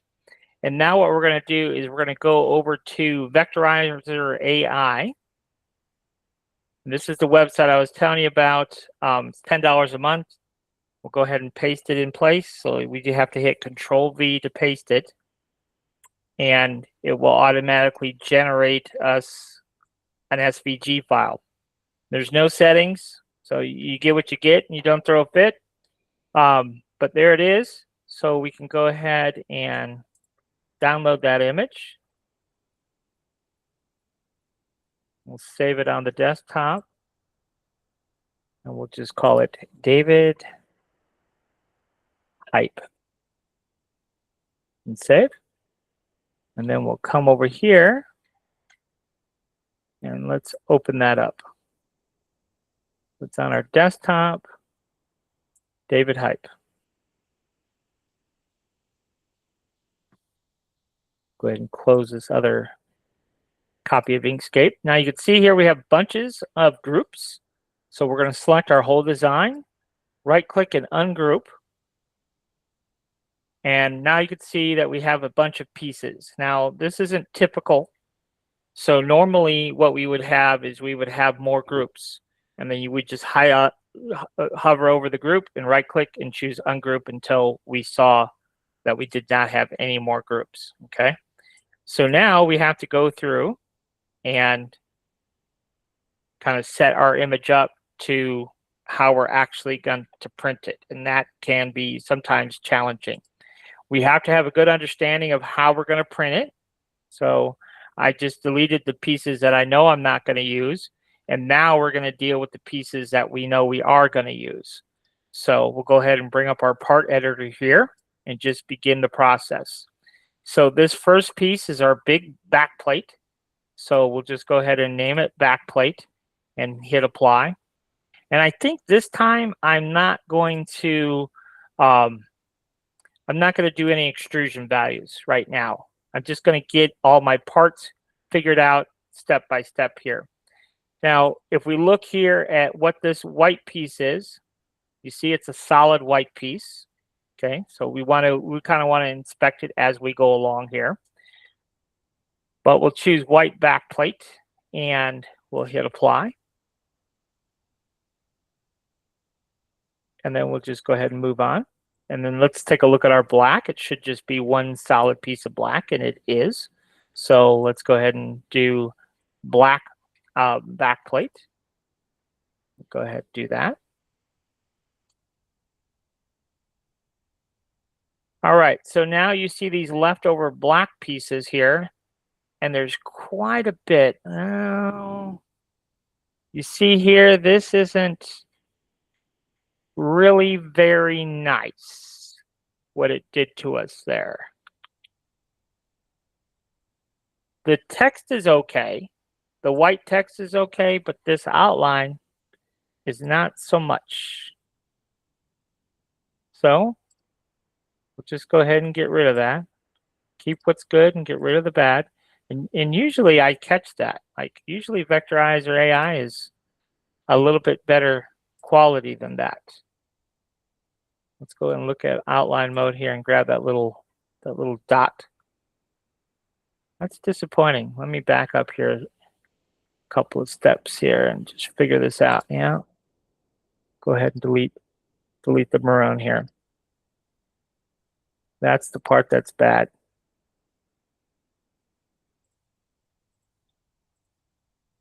But the text is pretty decent. I think this will all work out.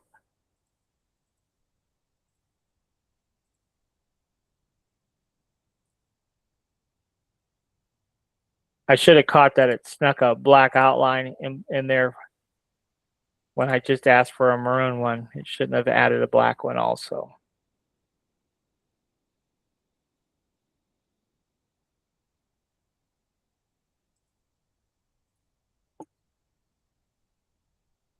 So that is sitting on top. So we'll shift click that and we'll cut a hole in our white.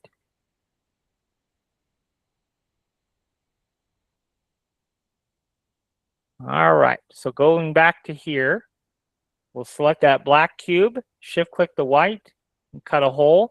When we're cutting, we can only have one cutter, so that's why we have to kind of do it as two separate operations. And then down here, now this is going to be a little bit different down here. This is going to be stacked. So the black, and then we have this maroon piece, then we have white, and then another maroon piece. Okay, what we want here is we want that cut all the way through.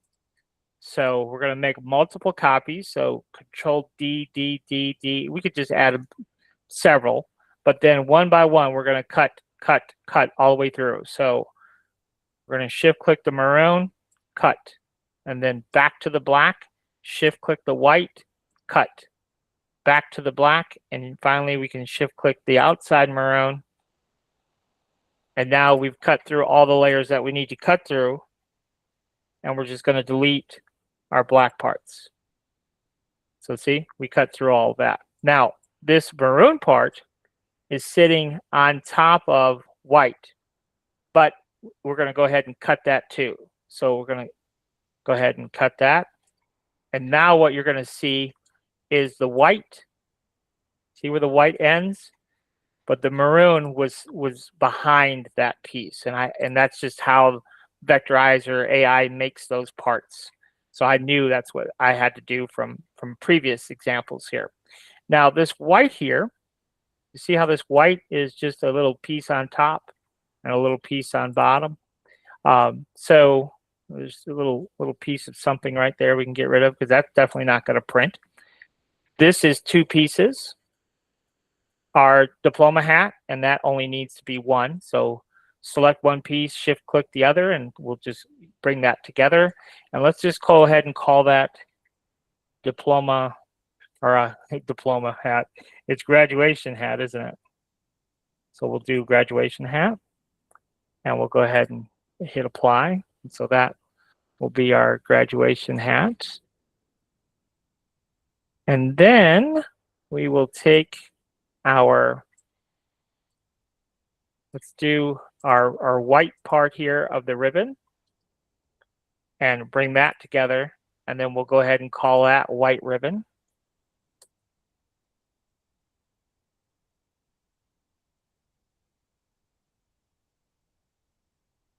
And we'll go ahead and turn that off. And then this ribbon consists of 3 pieces. So we'll go ahead and select all 3 of those. And we'll bring those together. And we'll call that ribbon.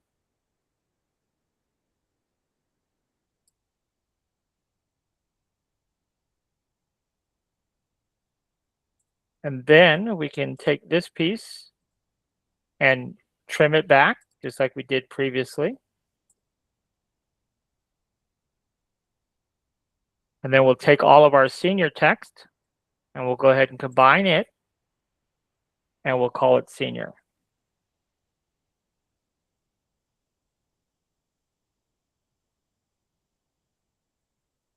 So that's taken care of. And then let's do our text up top can become one piece. So let's go ahead and bring all that together. And then our white 2027, we can go ahead and bring all that together. So we're just selecting one and then shift selecting the others. And we'll go ahead and union that together. And then this will be white 2027 and hit apply. And then we'll do the same thing with the maroon. So we'll go ahead and bring that together. And we'll do it maroon 2027 and apply. Now you see there's a problem with the toolkit. I'm noticing it. All these parts that we're naming all have random extrusions and Z height values. It's not supposed to do that. So that's one of the reasons why I haven't released it yet, because I'm discovering all these little things that need a little fix in here. So you see there's some little black tidbits that I see. So that's problematic. But let me see here. Let me turn on my backplate for a minute. Take a look at what we're gonna got going on here.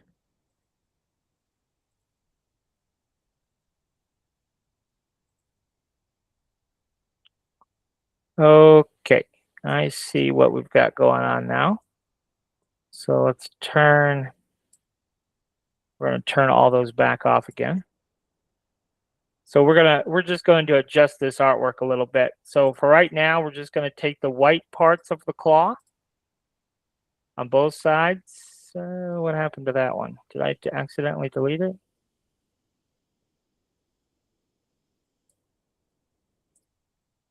I don't know what happened there. I think I turned it off accidentally is what I did.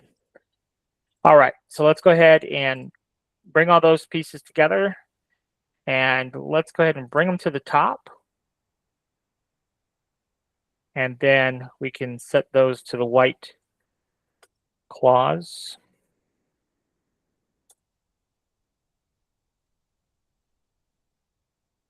All right, now this black part here, I'm just going to select these and turn them off real quick. All the black in here, we're going to get rid of all of that. So we could just kind of come in here and hit delete. We'll do the same thing over here. Delete, delete. Now you see this is not all solid. So all we're going to do is we're going to grab our pen tool and we're just going to make sure that this gap right here is covered. Just like that, okay? And then we're just going to take that piece and this piece and then let's go ahead and combine. Then we're going to break apart. Okay, so we're going to take, let's see here. We're going to combine those two together. So now this is all one piece. And then we're going to right click to break it apart. Now something is not happening that should be. What's happening here? Let's go ahead and union those together. And now let's try to break it apart. I was using the wrong command. So then we're going to use union again because we want solid pieces here. So back over here, there's a space down here is where the problem is. And here, there's actually two spaces. So we're going to grab our pen tool, which is the B key on our keyboard. We're just going to close it up. Step one. And then up here, same thing. We're going to close this up. And we're just kind of randomly clicking and just making it so it's closed. And then we can select that piece, shift select this one and and union those together. And then we're going to right click to break them apart. Let's see, did I have another hole somewhere? Let me look real quick. Aha, there was another piece. That's what the issue was. There we go. Now everything's brought together, and then we'll break it apart, and then we'll put it back together again. So now these two pieces can be brought together as one, and those will be our maroon claws. All right, so pretty much we have the whole design the way we wanted, more or less, for our hype chain, except for this part. So we're going to go ahead and select our text here. We're going to duplicate it first of all. So we're going to right click and duplicate. And so now we have two pieces. We're going to go ahead and select the lower one, give it a different color, just so we can see what's going to happen next. And for our offset here, let's go ahead and set our offset to, I don't know, I'm going to go 1.5. I think that's about what we probably want. Let's see what we get here. And see how our offset is compared to what we had previously. This is a much cleaner, much nicer offset than what we did with the vectorizer. So definitely happy with that. So now what we're going to do, now that we've applied this offset, if we need to click right here where it says apply path effects. So we'll go ahead and do that. And then what we're going to do is we're going to break this apart. So there's some areas here. You see right here and here, these little areas. We're going to break this apart so those areas go away. And even in here in the U, I want that to all be solid. So we're going to right click. That breaks everything apart. And then we'll just go ahead and union all that back together again. And all those areas have now gone away, and now it's just back to one part again.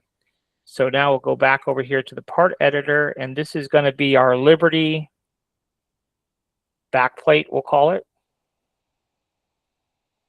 And we'll hit apply. Now I do want that to be the same color as my other maroon parts. So let's just go ahead and turn everything on. And then we can kind of look at what we've got going on here. So this green piece here, let's go ahead and go to fill and stroke and our eyedropper and change that to maroon. And let's see, we still have to name this part. So let's go ahead and do that. So this is our Liberty text.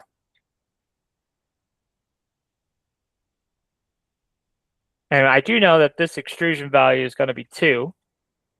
Don't know what the height, the Z height is going to be yet, but we'll work it out. All right, so now our design is complete as far as the SVG portion goes. I want to scale this to 150 millimeters. That is standard height for a height chain. So notice that we're in pixels though. We don't want to be in pixels. So be mindful of that. Sometimes it will kick it into pixels for us.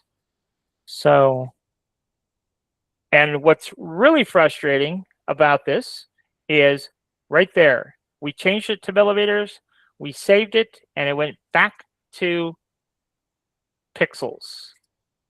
So when it does that, here's what I'm going to suggest we do. I'm just going to suggest that we create a new document and we just copy and paste this into our new document.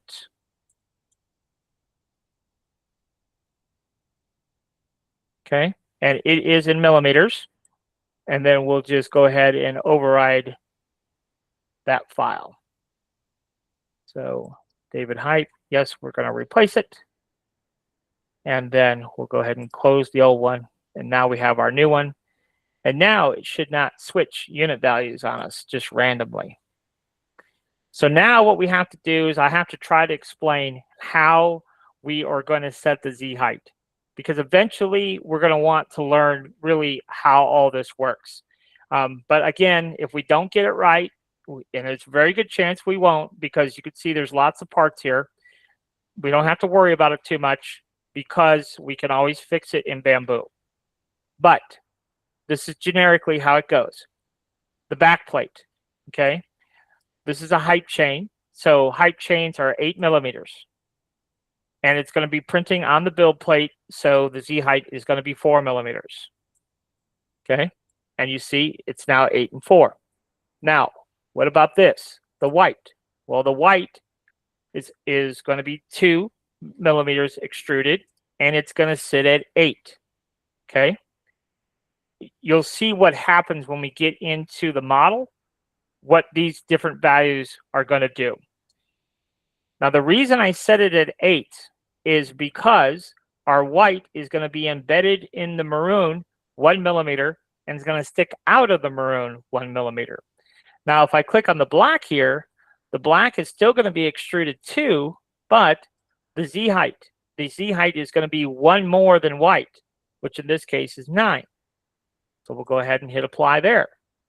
And so now you see that the back plate here is 2 and 9. Perfect. So now let's take a look at another piece. Let's take a look at our diploma. Our diploma is going to be extrusion value of 2, but what's its Z height going to be? Well, the diploma is sitting on top of black. Black is 9, right? So that has to be 10. 1 more than whatever it's sitting on top of. That's kind of the general rule. So let's go ahead and change that. Okay, so now that's taken care of. Now we have our ribbon piece. So notice that this one's a little bit different. It says that the Z height is 3, which we could do that. We could make it thicker just for fun. But you could see it says the Z height is 10. And so we'll go ahead and just leave that one alone and see what kind of results we get from that. Okay, now the ribbon itself, it is 2, but we need to change the Z height on that to 10. Why 10? Well, because this ribbon is sitting on top of black. Black, remember, is 9. So we need 1 more than black. So that's why that's 10. Okay. You ever watch those TikToks where that one guy says, "'cause that's why," or whatever? It's like, "'cause that's why." That's his thing. That's the little catchphrase that he has. It's kind of funny videos here. All right. Now here's where I want to go off the rails a little bit and show you when we get to the model why I'm choosing to do what I'm choosing to do here. I want to add a little extra visual interest to the height chain. So if we just did it like it is, we're just stacking one layer on top of another, on top of another, on top of another. But remember in the 22 example, we did the ring. I want to do a ring for 27 here. So we select our white and shift click our magenta. right click and duplicate. So there's our duplicates. Now we're going to subtract the white from the magenta. And now we have our ring. So see, this is our ring now. Okay. So now we can go ahead and give it a different name. Let's just do 2027 ring. And it is going to be extruded 2. Now it's sitting on top of this magenta, what's sitting on top of black. So this is 9. The magenta I'm going to say is 10. So let's go ahead and make this. Let's go ahead and make it 12. I don't know if that Z height's really going to work out, but we'll just go. We're going to run with it for now. Back here on the white, it is only going to be extruded 2, and it's sitting on top of this maroon base. So this is 9. The maroon base is 10, and so white should be 11. We'll see how it works out. That should take care of that. And then we have our maroon claws here. So we know that is going to be extruded 2, and the Z height is going to be 10 because it's sitting on top of black, which is 9. And then our white claws here, those are going to be 2, but those are going to be 11 because they're sitting on top of maroon, which was at 10. Okay, and then up here, same thing. We're going to go 2, and for the Z height is going to be 10, and then the white is going to be 2, and the Z height is going to be, let's see, now it says I got the Liberty backplate selected. Let me make sure I got this right. 2 and 10, yes, and then that would be 11. There we go. And then we have our ring at 12. Okay, maybe that'll work. So that's it. Let's go ahead and save it. And we'll go ahead and generate our 3D model here and see what kind of mess we made. What height do you do for your height chains? The back plate is 8 millimeters. No, that's the Z height. What height? Like how tall? Oh, I always make the largest dimension 150 millimeters. Thank you. And I'll show you why here in a second. But this is the model that we got.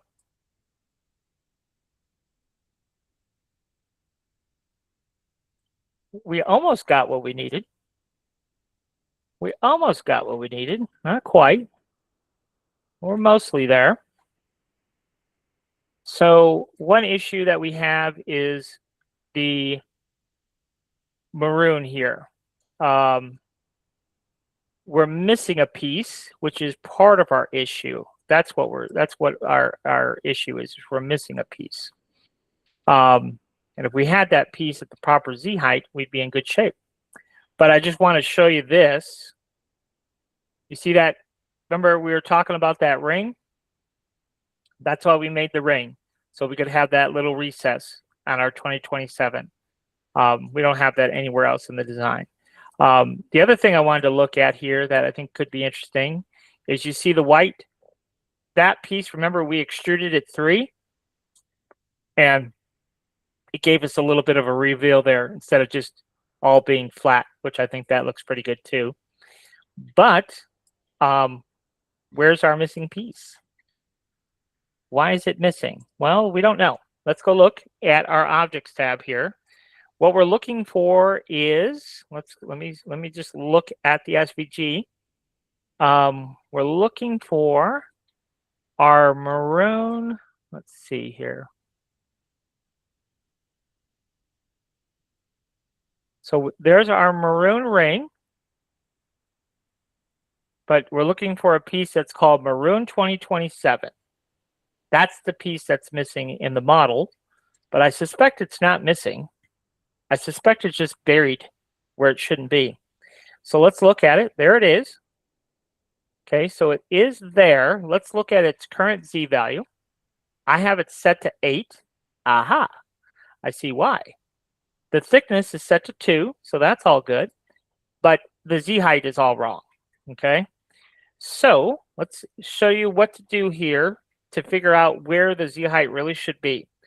If we alt-click on the black here, and then we alt-click on the very bottom piece, let's go to scale, and top to bottom, that's 10, okay? Now, this is the part that's always confusing to newcomers. Certainly was to me when I started. So the very top face of this black is at 10. So if we go to Maroon 2027 here, the proper Z height for that is not 8. It is 10. Why is it 10? Well, because I want this to be on top of this plate, but I want it to be embedded in that plate 1 millimeter. That's just my standard way of doing it. So if I set this to 10, now you see that gap that we used to have is no longer there. So devil's in the details, right? But otherwise, everything else worked out. So let's go ahead and slice it and just double check that. Let's go ahead and minimize this. We don't need that right now. So this is the big giveaway right here. Can we slice it or can we not slice it? Well, in our case, we can slice it. We can print it because it says slice okay, and that's what we're looking for every time. We don't want floating cantilevers and all kinds of other issues, right? So so far so good. Now I'm going to go ahead and save this. So we've saved that as David Height. I've got a new file that I'm going to give you as part of your class files because I think you should have it anyhow. But when we're going to go ahead and open up a new project here. Says it has unsaved changes. Okay, we'll save them. So on my desktop, I just created this today, by the way. But I saw myself doing stuff over and over and over again. And I don't like to do stuff over and over and over again. So we click on the My Hype setup, and we are going to go, let's see here, for, what do I want to do here? Let's go white, I guess. And then this one, I want kind of a maroon color. And that's an ugly, it looks purple. Let's see here. It looks really purple. What am I looking for? All right, we'll do something closer to that. Okay, so this logo, so anyhow, you can see I've got the Cuban chain, I've got the regular hyperlinks, I've got this one hyperlink up there, and then down here, I have a tab opener and the key tag for a keychain. So I've got all my bases covered in this one file. So we're going to start here on this plate, and we're going to just hit Control-I and bring in the old David Hype here. That's not what we wanted. I opened up the SVG. No, we want the actual model. So there it is. That's what we're looking for. All right. Now, we do have to do some coloring because of the way it was brought in. But it shouldn't be too bad. This is going to be black. So let's see here. We'll set that to black. And all that, let's see here. Yeah, all that is 2 already. And so we need, I think that's all we need actually. So what we're going to do here is we're going to I'll click on this and set it to color number 2. And then this, we're going to set it to color number 1. And then this, color number 2. And then this was color number 1. And then these are backwards up here. So that should be 2. And all I'm doing is alt clicking, and that should be 1. Now I'm not sure if that was quicker, because I had to, I had to recolor it. Had we opened this file ourselves, then it would have come in the right colors. So, I don't know. We have one more to change, and that's this one right here, this little ribbon piece. It's not a big deal, but that part is a little bit of annoying. Okay, now we have the right colors that we wanted. So we'll take this little tag here, and it's already centered. So go ahead and change its color, and then we will slide it into place. And remember, it only has to stick out far enough for a ring to get in there. So we can, before we connect this to the medallion, let's go ahead and copy this medallion now over to the other build plates. We'll right click and center that. And then we'll paste it again. And we'll right click and center that. And it's saying that the prime tower is too close. So we're going to have to use our prime tower trick probably to make it fit. But remember, I was talking about why 150. Well, that's one of the reasons. On the Cuban chain, that's about as big as you can get, and still be able to fit the prime tower and the medallion on. And this is, you know, a 6-inch tall piece. Bigger it is, the longer it takes to print, right?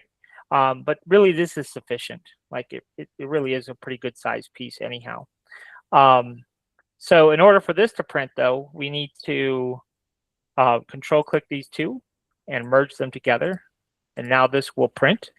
So let's go ahead and slice the plate just to prove it. Make sure it will say slice OK. I'm guessing 2.5 hours. Oh, 3.5 hours. So a little bit longer. All right, so that's that.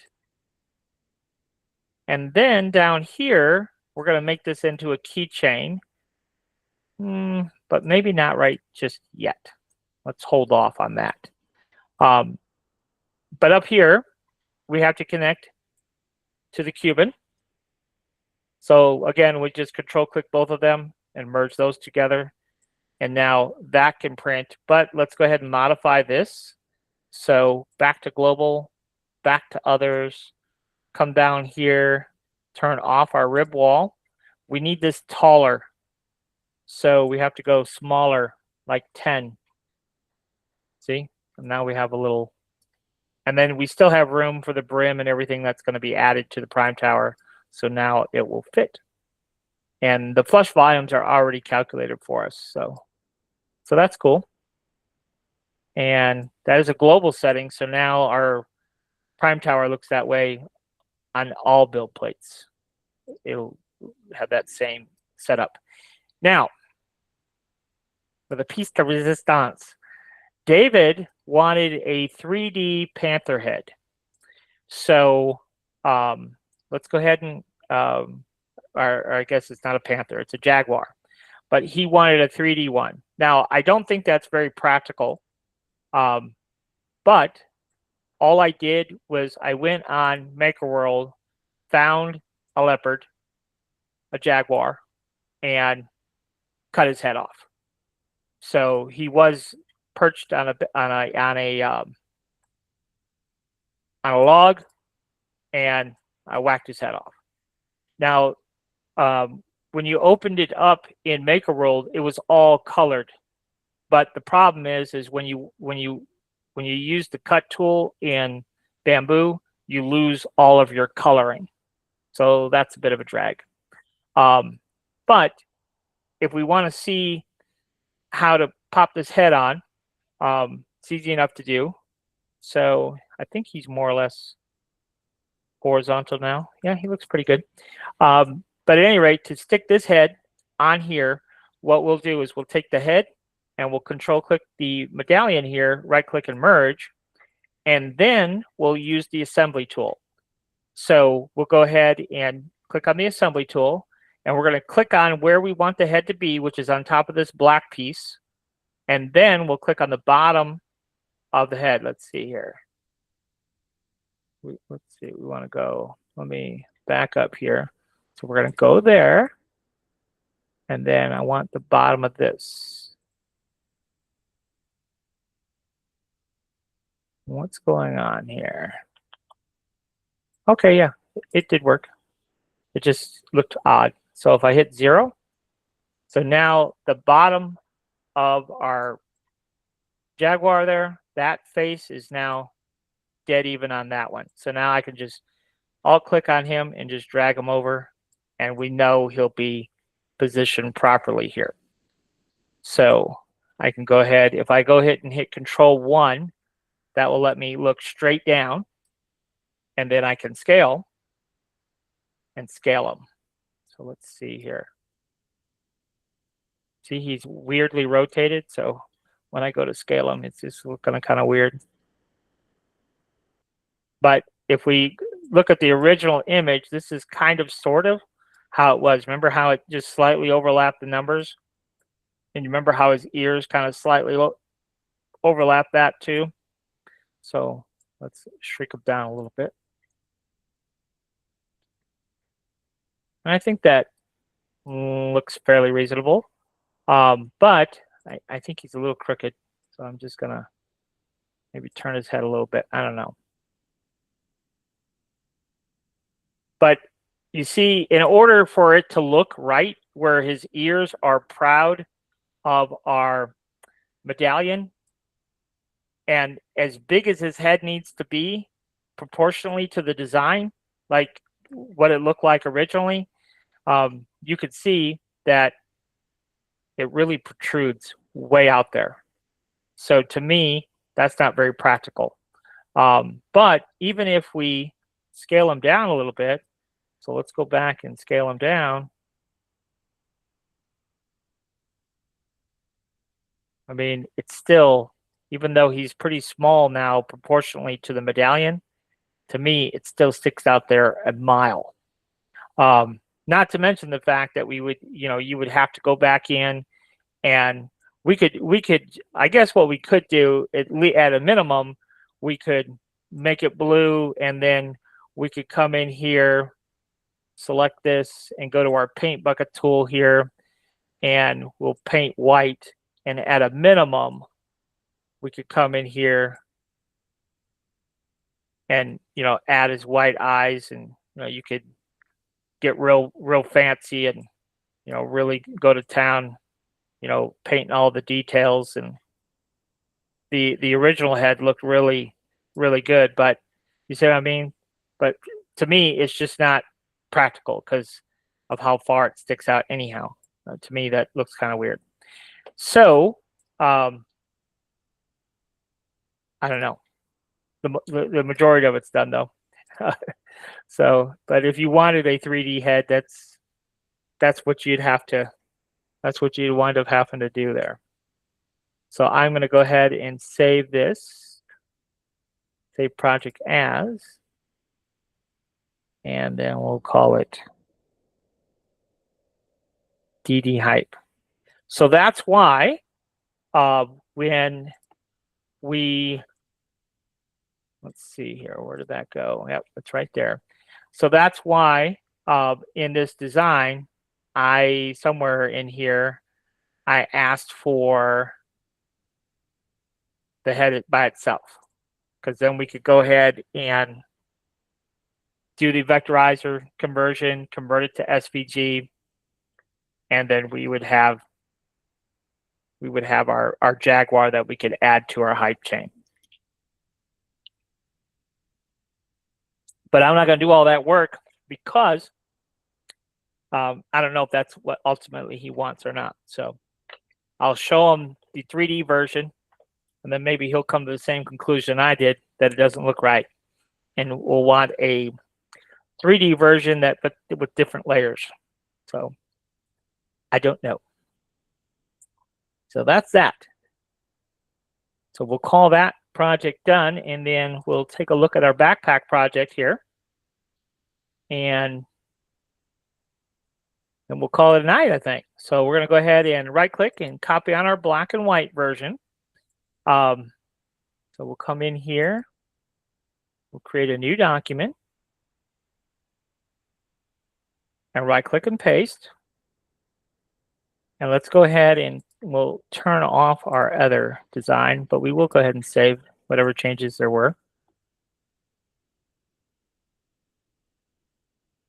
And then we'll move over here. So right-click, trace bitmap. That will give us our black and white. Oh, we got to hit apply. I forgot the apply. So there we go. Now we have our black and white version. And Inkscape converts to black and white really nicely. So then we're going to come back into chat, and I want that color version. So we're just going to right-click and copy. So I know what all our pieces should be. Okay.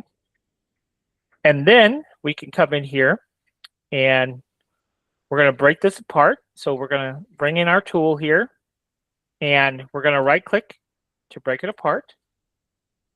And then we'll click on this, and we'll give it a color. Doesn't matter what right now.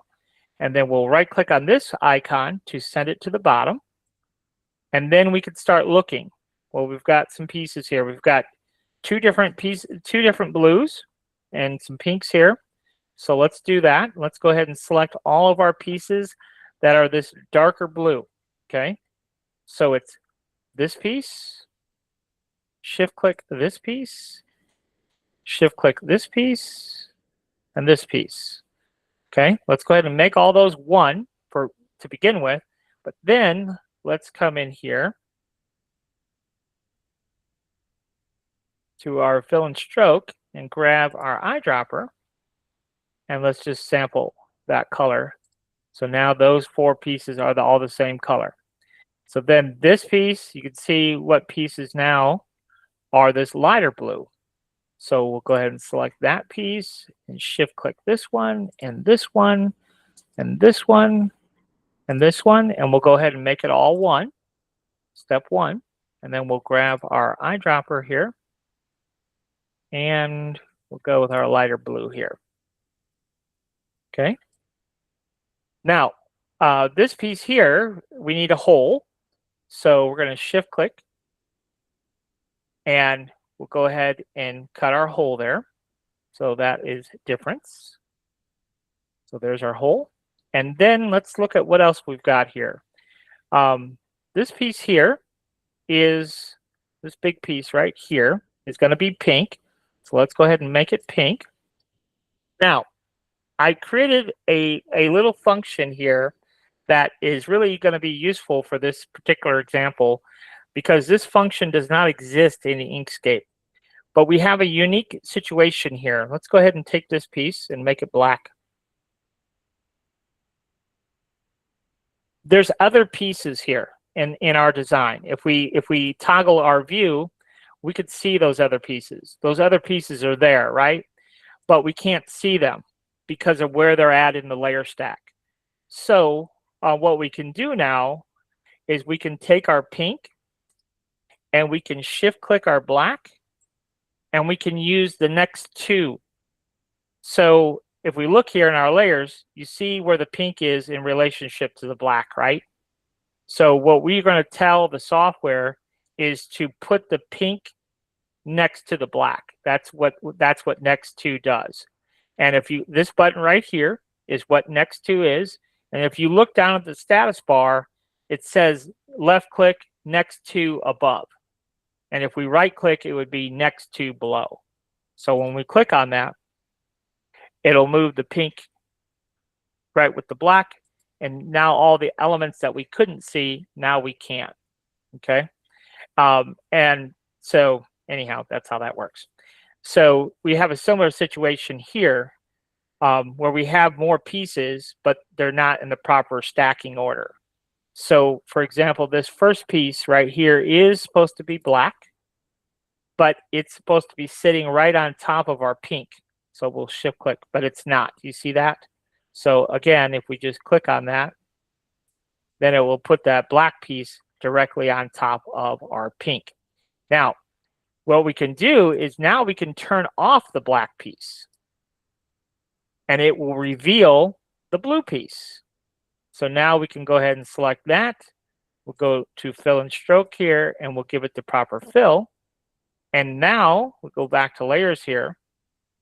And now you can kind of see how that all works now. Now we could just toggle this off for right now. So let's just do that. Let's just toggle it off. And now we reveal our other pieces.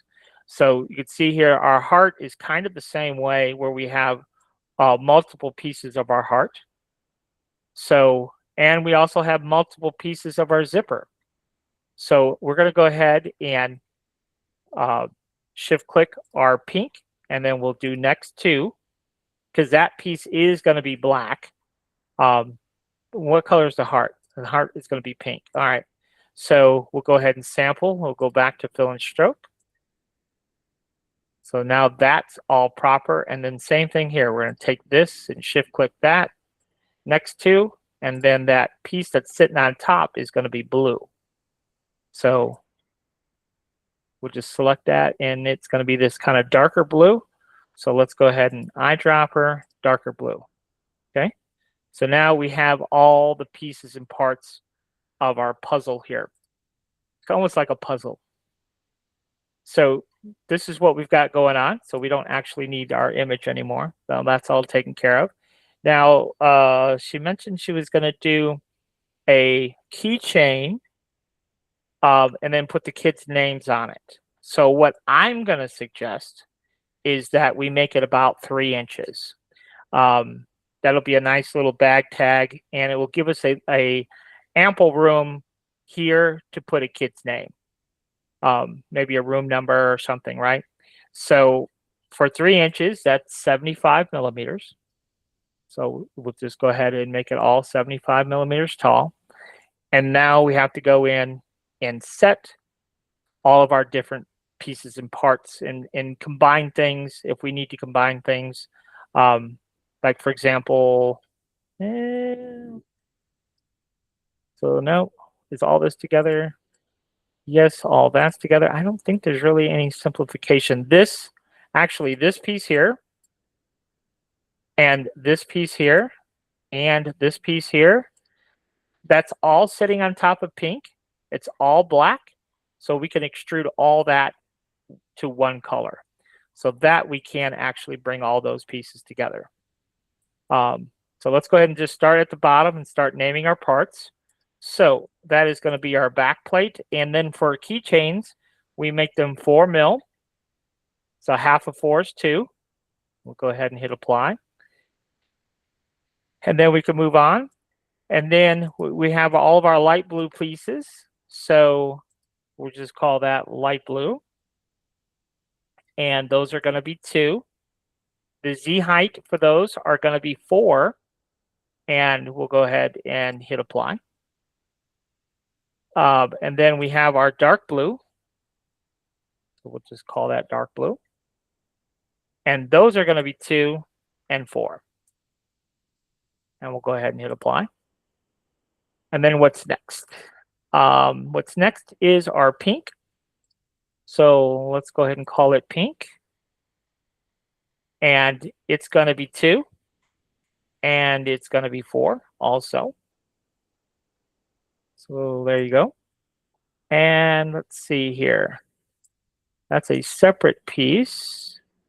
Pink. All right, let's do this. Let's do black details.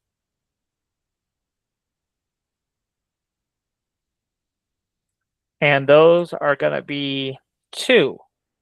Now, pink is set at 4. So the Z height we want for that would be 1 more. So we'll set that at 5 for our black details.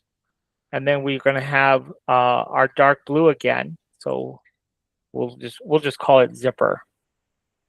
And it is, actually I named it there, but I should have named it here. You could name it either way, actually. Doesn't really matter. But for the extrusion, we're going to make it 2. And our black details is 5. So that Z height should be 6. Okay. And then finally, we have our pink heart. I say finally, but what's this piece? What is that? Let me look. I don't know what that is. Let's just delete it. Have no idea. It's not part of this design. It was Uh, the pocket for the where the zipper goes. You had it turned Oh, off, so when you resize, there's another one would be a black outline for it. oh, okay. Let's find those. You're right. You're right. I see that. Okay. No worries. Luckily for this design, that's going to be fairly easy to resolve. Let's see here. That's got to be below what? Got to be above pink. All right. Well, let's do it this way. That will, so we're going to take this black. It's going to sit right on top of pink. So we'll do next two here. And then this blue is going to sit right on top of black. We'll do next two there. So now everything's in the right order. It's just not the right size. So we'll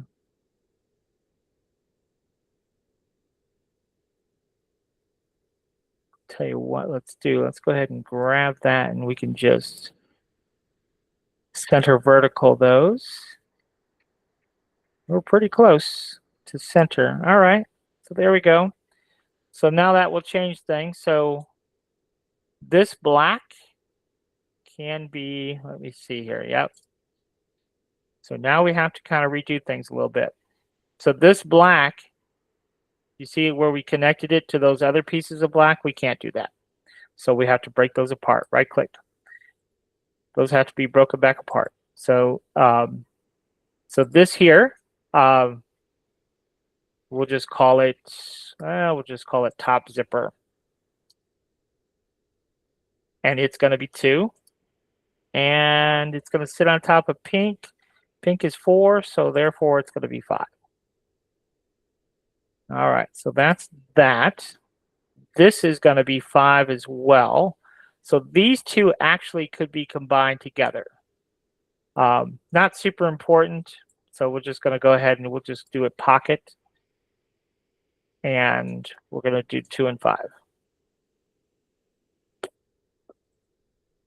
And then this will be pocket, light blue. And it is going to be 2, but it's going to be 6 because that's one more than black, which was 5. So now both of these pieces, okay, we'll call it black details, and they can both be extruded. So they both could be named the same, extruded the same, and let's see, that's going to be light blue. Those are going to sit at 7, which is one more than our pocket. Okay, so you see how they're both the same extrusion and everything. And then, so this will be our zipper. We'll call it our pocket zipper, so we know what's what here. And it's going to be 2, and it's going to be 8. And it's going to be 8 because the black here was 7. So hopefully this will all work out. And then finally, I think it's just our heart. So we'll go ahead and make it 2. And it's sitting on top of black, so that's going to be 8. All right. So that should get us height, yep, 3 inches, perfect. So let's call it backpack. We'll call it bag, tag, backpack. And we'll hit save. And then we'll go ahead and turn it into a 3D model.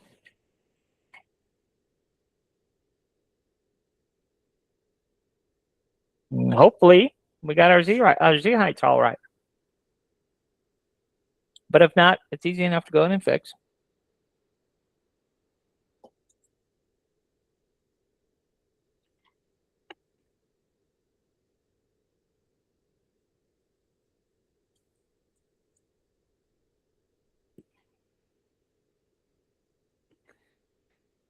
Okie dokie. Let's take a look at what we got going on here. Now, I'm mostly happy with what we've got, but there's some changes that I would do. The black detail on the zipper here. Okay, now it is fairly thin. And this is sitting proud of pink by 1 millimeter. So what I would do if I were making this, I would go into move and back that off a 1/2 mil. So it's still proud, but only a 1/2 millimeter. And then I probably would do the same thing right here as well. So, and also here. So you see how this is just like a little bitty piece? I would probably just go ahead and back that off to a 1/2 mil. So it's still above it, but and because I did that one, I would go ahead and do this one. And then I would go ahead and do this piece as well. So that's 8, so back it off a 1/2 mil. And I don't know if does our heart need to stick out that far? Let's change it. So let's back that off 6.5. And then we'll go ahead and back this off 1. So we'll back that off to 7. So that's a 1/2 mil, that's a 1/2 mil, everything else is 1. I think that's how I would have it. And this kind of has a built-in place for our hardware. So we already got a loop. Katrina says, what program did we use? Melissa, why did you leave us? Sorry. The heart doesn't look centered anymore. Is it still correct? That's probably me. Okay, thanks. Yeah. That's a good point. When we're selecting things here, we got to be mindful that we don't actually nudge our mouse. So a lot of times I'll recommend coming to our objects tab, and then if we click it here and change the value, then we don't have to worry about accidentally, our hand slipping and moving it. So that's a good catch. So yeah. And now if we let Control 1 look straight down, now it looks right. So. Oh, Katrina, on creating the backpack, the artwork was just a random image off the internet that we at the top of the program we converted it into an we used chat to convert the generic website image into an image that we could convert into an SVG, and then we used the vectorizer AI website to actually convert it into an SVG.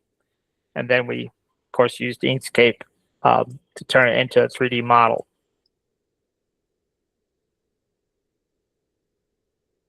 Any other questions?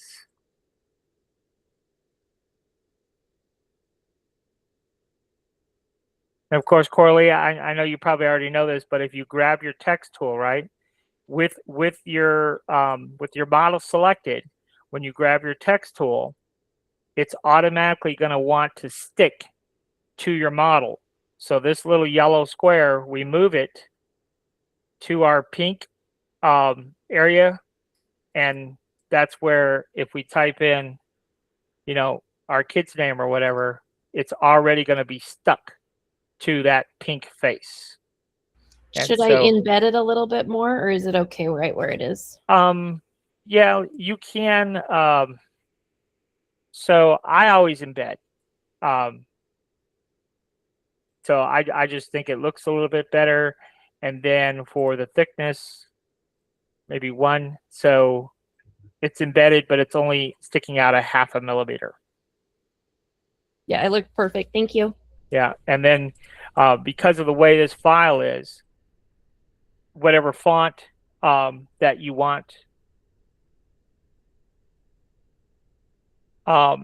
As far as using Illustrator with the converter, that's an unknown question.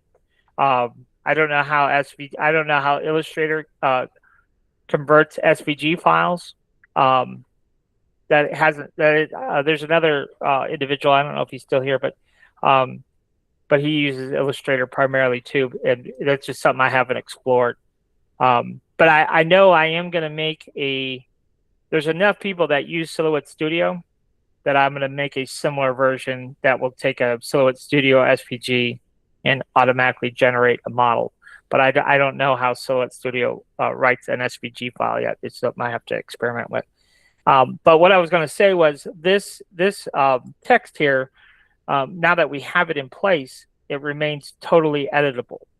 So, for example, if I move Henry up here and I go and select my model and grab my text again, and then maybe we want to do, let's go ahead and minimize this.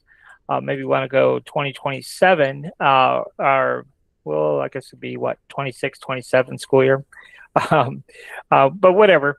If you wanted to do a year or a room number or something like that, we could go ahead and, yeah, so that's embedded one. Okay. But the key takeaway here is that this remains editable. So whatever number we want there, whatever font we want to change it to, whatever name we want to change it out to, you know, so if we made, for example, if we made multiple copies, right? The room number obviously is going to stay the same, but we could go in and just alt-click our text here, go to our text tool, and we'll type in Mary.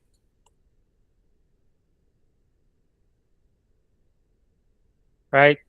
And then you move on to the next one for the next student, and so on and so forth. So this all remains John, et cetera, et cetera. So you can put all the students' names on there. Like I said, you could change the font and stuff too. So this is a little bit tight right here. So we'll go to our Others tab. We'll get rid of our ribs. Let's see here. There we go. And then we want this to be tall and skinny. So we have to go small, such as 10. And then it'll fit on there just fine. So we'll go ahead and save this project.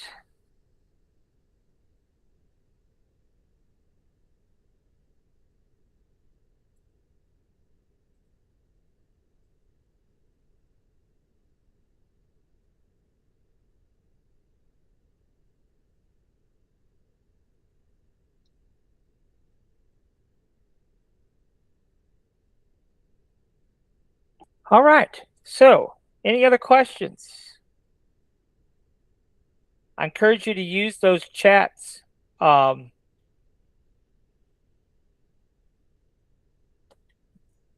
for posting, you know, your wish lists of what you want us to cover in class. And then also the other chat for any mascots that you want. We're going to blaze through. When I get done with the software, I've been spending every waking moment doing software, but when I get done with that, I'm going to focus on making designs for the Patreon. So, so if there's anything that you want, the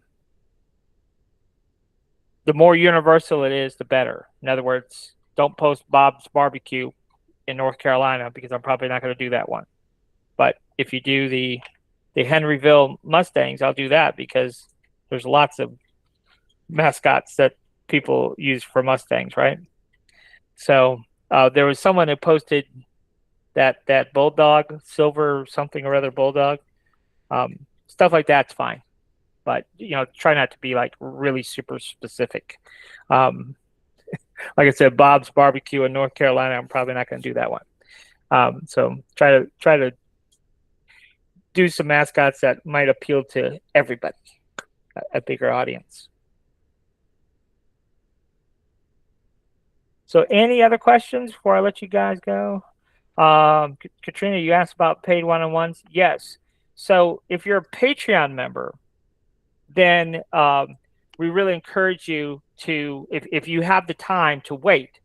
We do classes on Monday which are our free classes for everybody. And then on Thursdays, we do for baddies. So if you have a project that you have a need for, I would rather do it live in class because then we don't have to pay you. But if you do want specific one-on-one instructions, yes, we have it on our website, stl3dwarehouse.com. But if you go there and just type in one-on-one in the search box, it's $30 for an hour. We're not like super strict on that hour. It's really $30 per project. But we try to get whatever project you're doing done in an hour, because that's kind of like with this backpack tag, for example. I mean, it's fine if you're just doing it just for fun, but really we want to get in, we want to get out. Time is money. We want to sit in front of the computer all day. So if we can get done what we want to get done, this should be like a 30-minute job to make these little bag tags for all the kids in the whole class, So anyhow, that's kind of our one-on-ones. We try to focus on a project, but we try to get it done within the hour. And if we go over, then we go over, but we try to get the project done.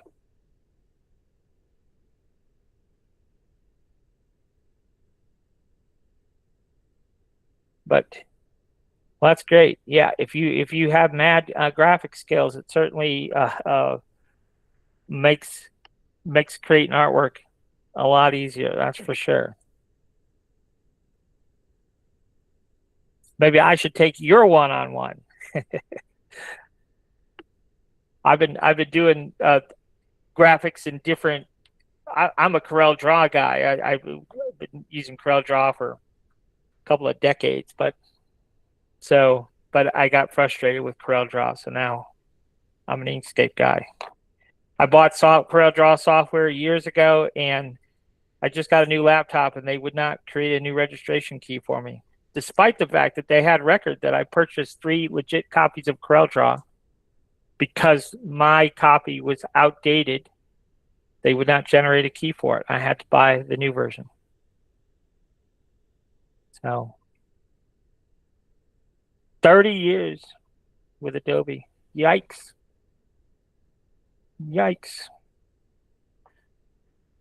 It's a long time. Years and years ago, I used to do a lot of Photoshop stuff. If you go on YouTube, I was telling this to Paul the other day, if you go on YouTube and type in Pixel Creator Pro, that's me talking. And years ago, decades ago, I created a plugin for Photoshop for doing wedding album design. And then some bigwig came along and swallowed up my company. I sold it to him. I was ready to get out of it anyhow. But what happened is, this was a couple of decades ago. I created the software, and it was me and 3 other companies. And then gradually, year after year after year, more and more companies came in and offered the same type of software, various different price points and things. And so your piece of the pie got smaller and smaller every year until somebody said, "Hey, would you just sell out?" And I was like, "Yes, I will." So.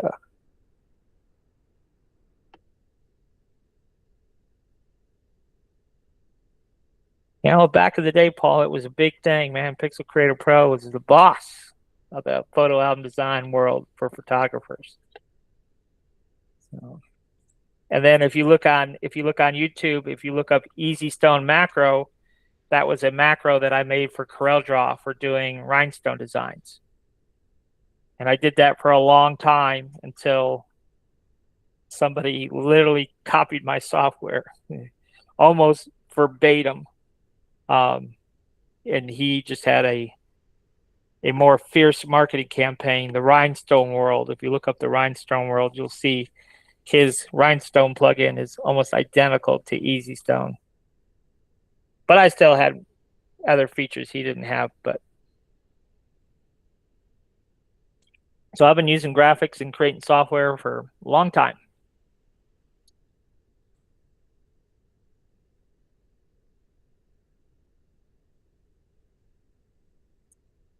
Yeah, Corel Draw is really an awesome program. And the fact that you can create macros for it.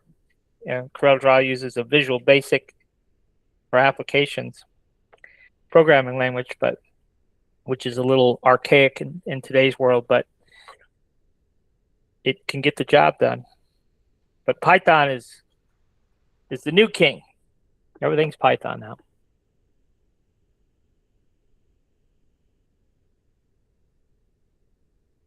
Oh yeah, Matt at the Rhinestone World. Yeah, him and I have had it out numerous times.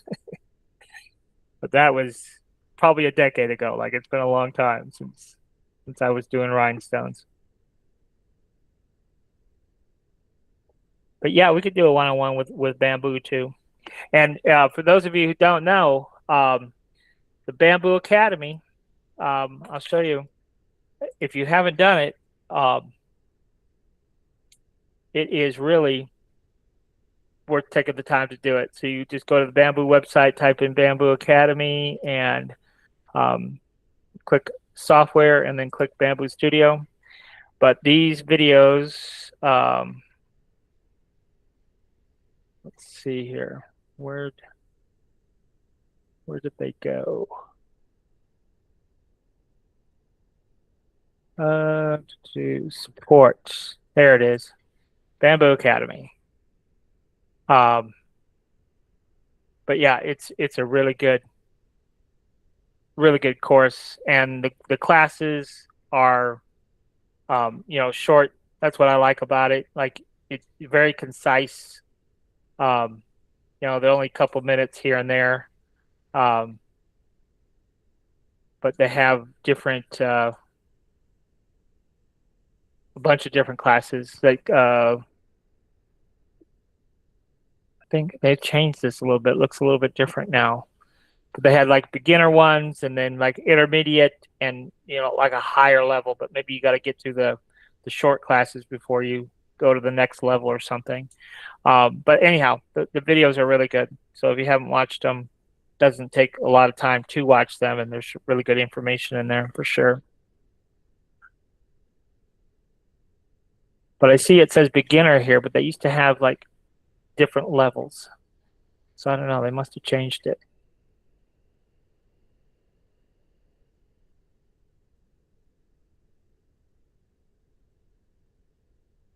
I don't know.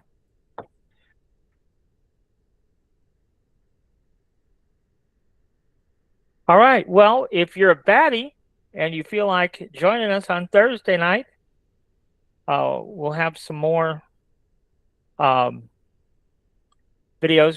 Tonight, I was going to do somebody was asking about a custom light box, and also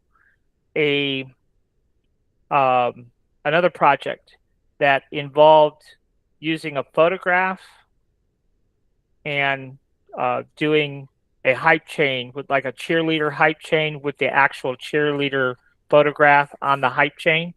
So those are two projects that I had kind of planned on doing on Thursday night.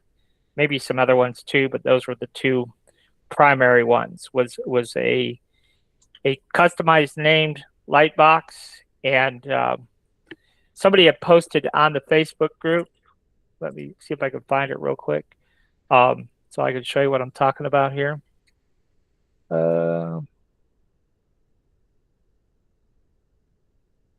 But let's see here. It was a video. So videos don't show up in recent media, which is kind of weird.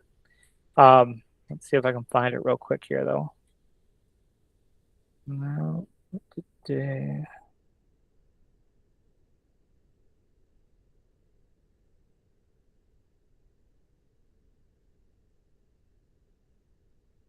That's what I thought we were making.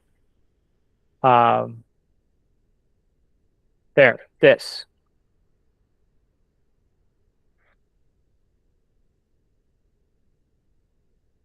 So they're, and then putting these little elements on it, and then, so they wanted to see how to make that. So that's what we're going to do on Thursday. We're going to make those, and then forgot what else I said, but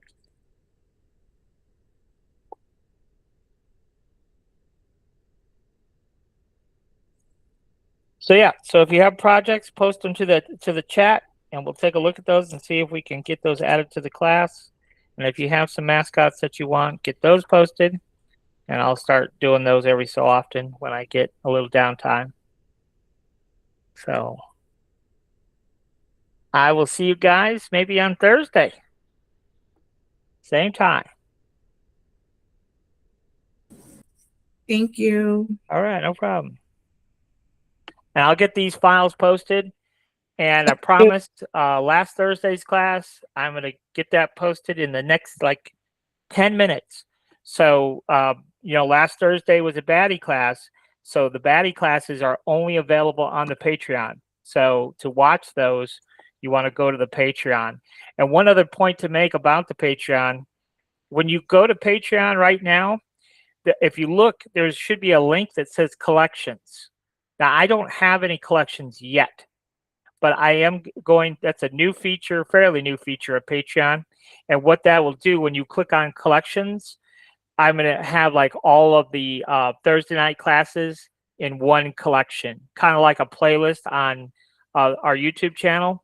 And then all of the download files for the class files, I'll have a collection for, for July class files, for August class files. So you'll be able to find all of the class files a little bit more easily than going through, every single post and scrolling and scrolling and scrolling. So I will have those. You'll see some collections get populated this week when you look at the chat. So it'll be a little bit easier to find stuff. But yeah, Thursday night's class I'll get posted right quick here, as soon as we get off the call here. The class files for Thursday night were already posted a few days ago, but I forgot to post the video part. So, all right, guys, I will see you on Thursday.